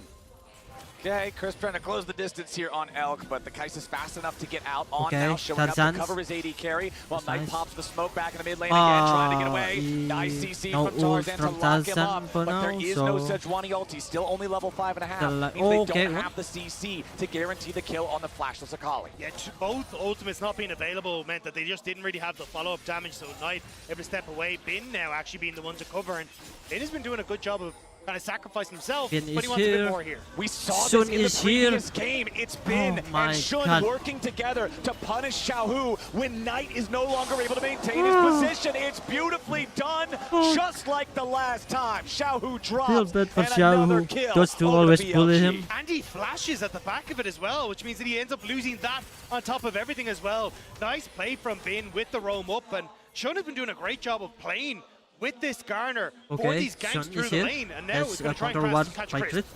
All right, let's see if Shun can get this done. Okay, Bin he's coming still around with the counter strike alive. from the side. Crisp, only level 5, I still don't think pretty he did. squishy here Oh, with the no. Maokai. They're chopping down trees with What is that lampposts. damage? Bin picking up another one as Shun escorts his top laner out. They'll rejoin Ult by with Xiao Hu. Elkin on, but Xiao Hu locks up the Skarner and guarantees that His Weibo can ult grab is themselves so their second good. kill of the game. They do get that 1 kill back, but still great things It's like happening the on the first map here game. for BLG. Knight's pushing in mid lane as well. And with those kills, Bin is now top 10 in MSI plus Worlds kills. He passes Ruler, one of those most historic players here. Bin, it's going kind of like bot lane. sneaky how long he's been playing. I So- tend to forget and think of him I think him they're as one of going those newer for players, Drake but control. he's been around for a while now, back to the Suning days. Yeah, I mean, where he got the is first also ever pentakill here in the World in Finals. his The mid man lane. has been setting records for a long old time, and I think he wants to stick around and keep setting them up, especially if Shun is going to keep setting him up like this as they look for this engage on towards Crisp. Yes, he gets the knockback, but the answer is there. Counter-strike, the whack down. And then it is a nice job from Light to land so many of these Mystic shots as they start to move back out. Having Xiao Hu in the back pocket as well, having a little bit of extra move speed thanks to boots, means he's able to take on the Scorpion. Yeah, the Fated Shield is nice, and then there's just no recourse for Shun. He can't flash out, he didn't have his E up yet, and if you use the W, you pull tower aggro. So even though you have the shield, so there's nothing he can do there, so he just turns around, accepts the death, makes sure that there can't be any sort of chase down after We have that, been going put top pressure lane now. on the rest of his team, but With Xiao Hu. things pretty even overall. It's just that top jungle advantage thus far for BLG. You know, Kobe was talking about how well he thought Shun had been doing on the in desk, and 15 again, seconds. he's turning in another strong performance, setting his team up for success. Well, we have 10 seconds until the second set of grubs spawns. This is the first time in the series that BLG has acquired more than one, and they got that entire first set. Just getting a single grub from this second group is going to enable him to have those Void Mites spawning, going to enable him to have that extra split pushing power Tarzan again with this Jax for Bin. with But the I don't think they objectives, will. I as think I they're said. just going to look for gold on Knight. Then we talked about this Akali really This is needs the to get first time snowballing. BLG She's have already behind thanks to that kill that grabs, Xiao was able to pick like up. So, 3 of them. hey, instead, we're just going to play on towards bot side, get the dragon stacking starting, and also look then for that extra gold on towards the Akali.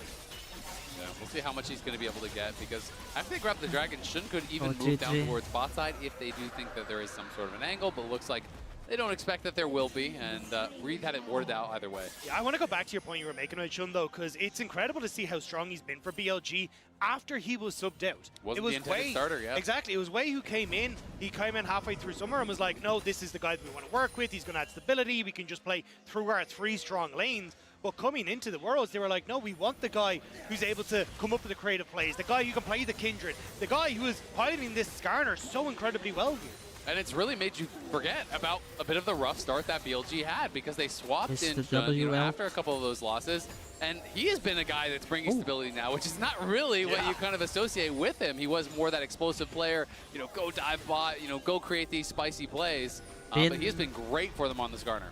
2v2 could break out in full swing here on the top side. Xiaohu, though, snaps right on back with a soul unbound. So the scrap ends before it really begins. And Ben's happy enough with that, considering he's already down to about 1/3 HP. Tarzan gonna walk up, face check into that brush. Not too afraid here on the Sejuani with the Arctic armor ready. Crisp also hanging around nearby. There's a lot of Weibo presence up here as this wave crashes into the turret. And Shun is making sure that Ben is not under real meaningful threat as he farms it all up. Yeah, just going to be able to zone Weibo away from going for the dive, but still have to get turret plates for Xiaohu. And this Yone is actually starting to get into a really good spot now with the early kill and now some of these plates. And Xiaohu was very good in game number 1 on this pick, but and he may have an opportunity to do it again as Knight wants to fish for Breathe. See if he can find him here. The Akali, a level down though, not quite at the point where Breathe is. Has not been able to have as much time here in the side lane, so Knight just thinks better of it, backs away. Yeah, I mean, especially with the steel cap boots, they're kind of thinking, hey, maybe we can look for the Akali up against Breathe, but we already said Breathe got a ton of that early CS and a big experience lead, so he's under a lot of threat going up against the Akali, who's still only just about to tick over to level 10.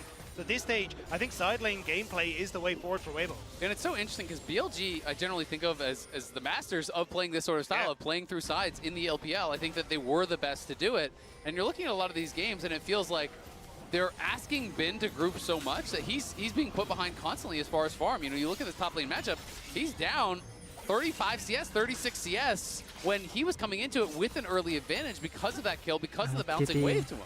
And it's also funny because these are kind of the things you see in the game ones from BLG, ones that they would tend to lose. Was, hey, we're over-grouping, we're trying to force plays at early fights. Flash. In there, so close, slightly late on the flash follow for the counter-strike stun. Would have had the Kaisa to swing on by as well if he'd managed to connect to that. And that's what they were trying to set up, but Xiaohu just about able to get away thanks to that CC delaying the follow-up from Ben. Been trying to find that big play. Can't quite make it happen, but at least it is the trade of flashes, and Knight's gets aggressive on bot side. Worth pointing out here, very big difference compared to games 1 and 2 with those turret plate counts now that we're after 14 minutes into the game. 23 plates in game number 1, 22 plates in game number 2. Far, far less. Not even 10 this time around in the third game. You can see with your MasterCard lane economy snapshot, the whole gold lead for BLG is on a Skarner, and that's not really where you want it to be. He's a big old meatball. And if you're going to say that, then you know it's really a TP problem. off the bot side, though. They want to try and look for the dive on Breathe.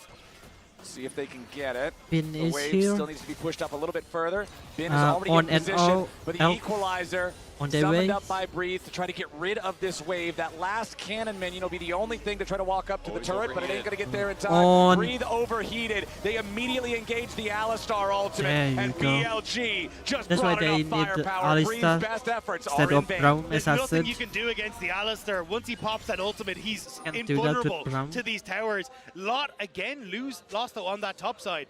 You can see that big wave was crashed by Weibo, so yes, you're getting a kill, but you're still losing on the map as BLG. And at the very least, he actually did kill off the wave with the equalizer before it did crash. So the tower damage is now coming in, but he can't kill off that tower. Had he not been able to actually finish off that cannon, maybe the tower goes down as well. Yeah. It is definitely a close thing, but it is not going down just yet. Okay, we got 30 seconds on our next Drake. The first one was picked up by BLG. It's going to be 16 minutes in, and second Drake of the game will only just now be spawning, so it's not like it'll be a big soul rush type of game. BLG obviously would be happy to get it, but I don't feel like there's a ton of pressure on either side to make a play for it, and BLG is overloading the top side instead. And we'll just see what that soul spawn is going to be, because if second dragon is Chemtech, you know it's not going to be that soul, which kind of takes the worst one off the table. And there is still options for things like Hextech and Mountain Soul that I think could be incredibly strong in this game. Okay, Herald summoned going up mid lane by Weibo. as they'll try to force down this tier 1 turret. The first turret's already going to be killed. The first Up one there in the going top for side, Knight 2v1. Breathe for wanted to try to BLG. stop Knight, and on the rumble with the flame spitter needs more got damage. We won't burned. find any of it. Teleport out from Hey, Knight to TV. guarantee that he won't be traded back. Even gets out of the way before the true shot barrage would have hit him. And again, another kill gifted across the night. You can see BLG are giving so much to try and get There's this not Akali TP ahead, for but the Knight teleport right needed now, to be burnt, so which means that Weibo know are they gonna that it answer can't get this, involved. BLG? So it's a tower trade for the I think Dragon plus a no. kill for BLG. Yeah, and he already has that first Shouldn't item sell completed, has mid that Storm Surge, working towards potentially something like a Proto Belt or whatever next.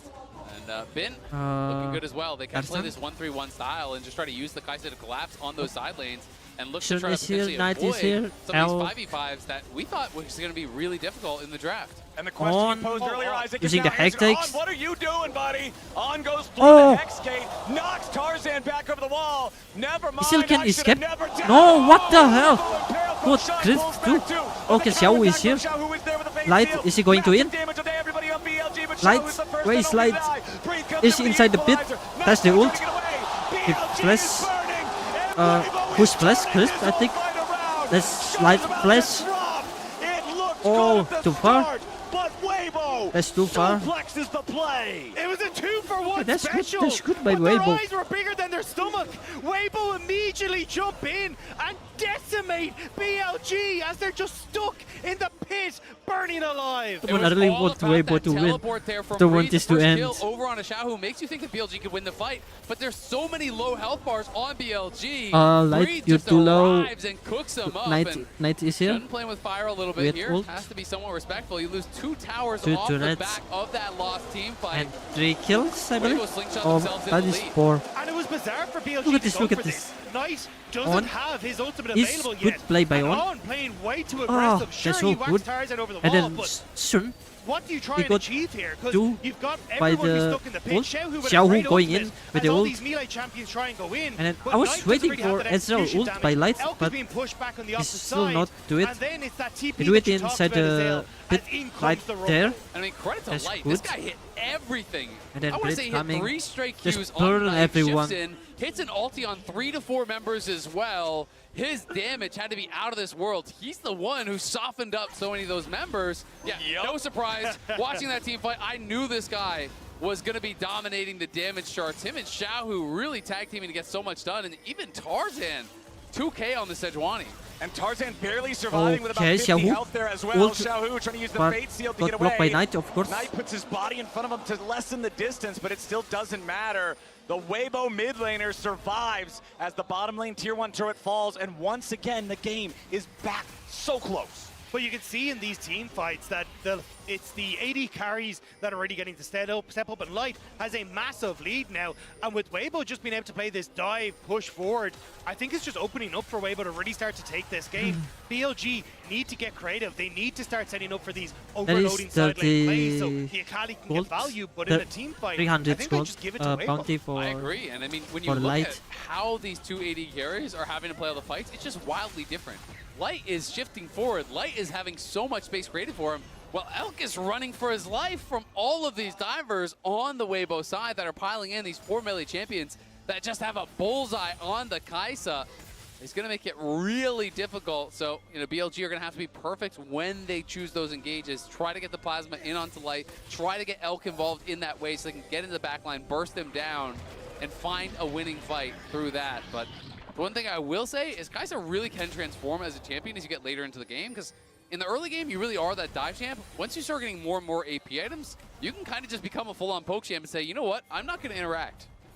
Very, very scary stuff if he can get to that point, but it's a big if, considering Weibo are the ones who seem to have the magic team fight recipe in this one. We already talked about the AoE earlier, and that dragon fight was a beautiful showcasing of it. The multi-hit of the Fate Seal, the Glacial Prison on top of everybody. The fact that the Rumble Equalizer then just completely destroyed the whole thing. BLG are going to have to pilot this smart. Maybe the next fight is gonna be for Dragon in 55 seconds. Thus far, but when it really mattered, when all the chips were down, BLG came out on top twice. I think it's more difficult this time around though because of how strong Light is. He gets to dictate the mid wave, which makes it very easy then for you to control sides and make it difficult for Knight and Bin to actually play through those side lane strengths. And as long as you're able to push mid and get vision for the Dragon that's in 30 seconds, you're able to keep control over BLG. I think you just set up a front to back where Light is untouched in these fights. Yeah, I mean, I agree with you, but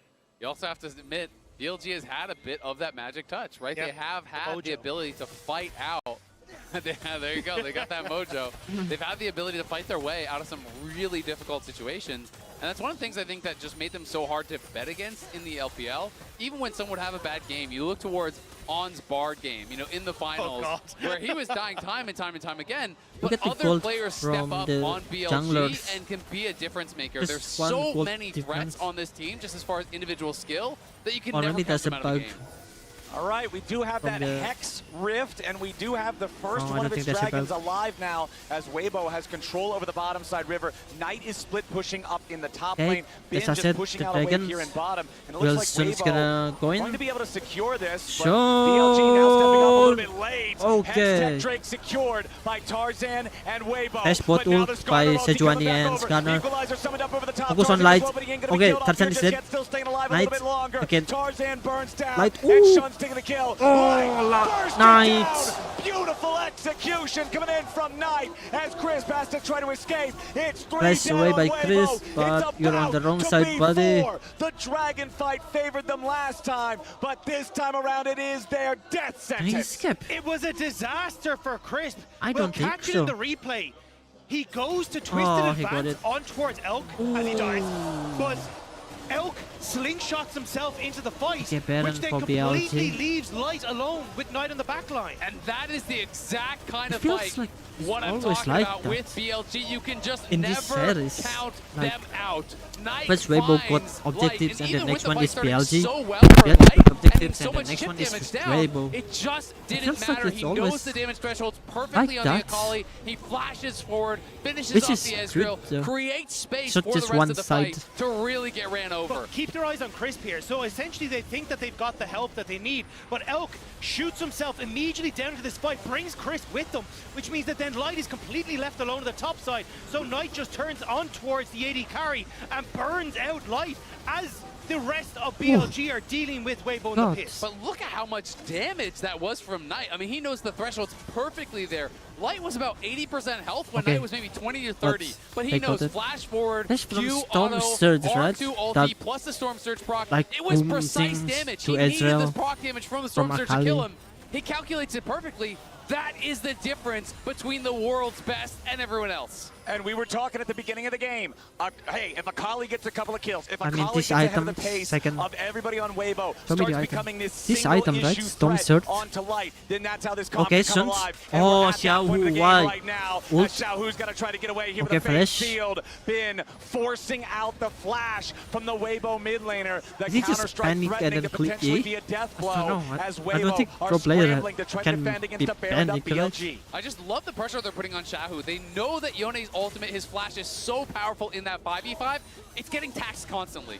And now BLG get to set up a mid because with a massive 3-man knockup, but there ain't any follow-up to go behind it. On's just going to be the sacrificial Alistar as everything gets thrown towards resisting the assault. BLG that's going to be Dyson, but it stops there. I think that Sejuani up from Tarzan may have just saved it because On was hoping we could take the tower, but then this follow up, Sejuani ult is so good. Trying to get away from E again. Jax. He's already used the soul unbound. Knight's ready and waiting. The storm strikes, but now the rest of Weibo's coming around to try to pick up Elk and Shun. A nice two-man impair. Knight's going in to kill Light again. It's lights out for Weibo. It is an ace for BLG. What is a ghost to a king? Knight is so good. Knight is so good. Even Light can't do anything. BLG BLG look to make this Light is so 3-0. good in this game with Ezreal, but mid lane with Shun and Bin. I don't know Light if they'll be Akali able to is too end it much. right here. It doesn't look like they can do the whole thing. Weibo is still standing, but their legs are broken. And look at the gold lead building up from this Baron power play. They're about to take the tier 2 bot as well. This is going to be a 5,000 gold swing here with the Red Bull Baron power play. That is massive. 5,400 gold into their pockets. You needed to execute perfectly to be able to make some of those plays happen earlier on the Akali. Now, not so much. 3,000 gold lead champion in the for first game? Knight when he started off this game When behind. Xiaohu picks He's Yone? played this absolutely Really exceptionally. forget.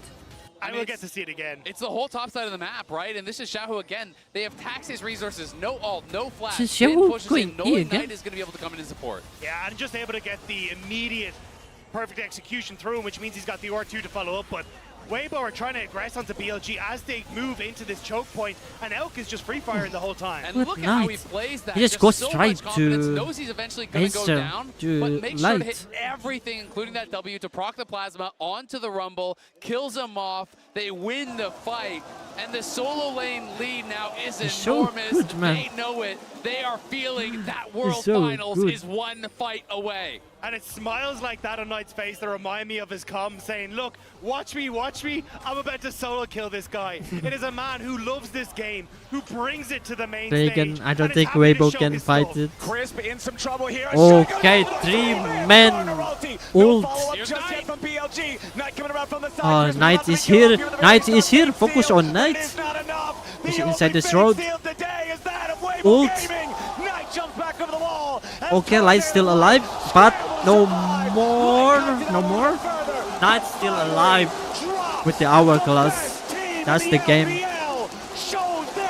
Everyone, that's the semi-final. BLG going to the finals. And they will earn a ticket to the World Finals GG. in London. BLG is going all the way. The super team BLG have looked for years is standing on that Not stage even right now. They close. right the wrongs of 2023 and they will go forward to the World Finals. Knight leaves no doubt about who is the best mid laner on this stage today. 8-0-7, the final game on the Akali. They have the confidence to lock it. They have the I think support Light behind is him, so and he shows underrated. why they do. As I said, I'm not watching LPL. I know Xiaohu more than Knight because I only watch LPL teams in the world. We're just gonna share in your hype for a little bit and But not Knight is just so get into good breaking it down because in you guys this set it up in so this world, in perfectly this about tournament. this journey for BLG about So bringing yeah, the World I was Championship back for the LPL. I was Here we're thinking also, the of course, in Paris. BLG gonna FPX be go grabbed to the it in finals 2019. They since get this last to be week. their jump-off point into that final, as it is Weibo that have to go home after a valiant effort. But maybe yeah, I was just not the really stronger wish team that today. Weibo And can I have think one game. This went according to what we saw from these teams in the LPL. I think more people should be looking at Breeze. Knight is so he had good. a great tournament and again has come so far from the time when he was OMG cursed. But BLG, how cathartic for them, right? Because I was didn't thinking, ban I was hearing some Skarner, scrim like, rumors. seriously? I was like, oh That's no. 3 games. Jake It might Skarner, happen Jake again. Skarner. But they by, come out, they BLG. 3-0, pretty convincing fashion. And now they are finally, this is a team who said So that I the think World that's it for this Championship stream. is their ultimate goal. That's the If first they team do not going to get the that, final, they fail. BLG. They are still So tomorrow well I on think their I'm gonna way, stream trying again to for fight for T1 that versus now in Genji. And we've talked a lot about how And much it means next for week, Knight, I hope but Bin the finals. also getting back to World Finals. And I'm I still- think the majority of people Oh my want God. to see Knights. a Bin Jax skin. That is also a possibility. That So yeah, I dream think is that's it also for the alive. stream, for my stream. You can continue to watching LoL Esports for the professional analytics, I think. Because I can do some analytic things. I'm not good in the games. I just enjoy watching leagues and playing leagues. So yeah, that's it. Thank you so much for watching, and I will see you tomorrow.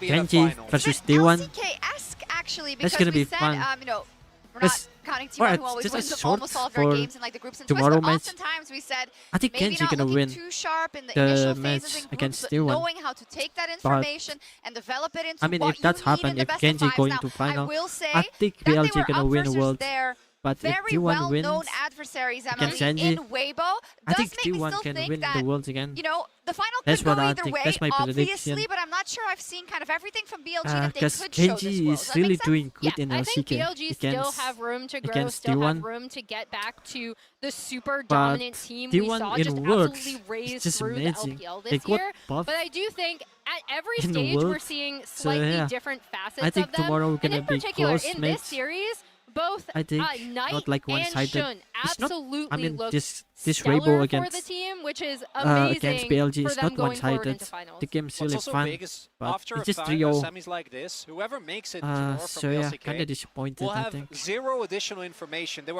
So really yeah, didn't have to give anything if you away. want to They got watch the Jax and interview, Skarner, 3 games in a row, and then like the or Akali, it was the Knight obviously having a great game, but also professional Fink just having a analytics, little fun, knowing just that go he to can get away the with low it. esports Is sim. that actually The information links that in might be my used for the final or description. not? Because if the I'm opponents gonna aren't end, tested so at that's it. all, Thank they're you not so really much. like the way that Gen G was, for I'll example, see you tomorrow. I have to Bye try for and now. really delve deep in drafts. Yeah, that is a good point. I will say that I'm a little bit disappointed that we got kind of a 3-0 that was pretty clear cut, because I feel like you kind of felt it, that BLG were on course to win this series even when they were at a deficit, because of the fact that Bin was on his Jax. We're going to talk to him in a second as well. So I'm left a little bit hungry, but BLG probably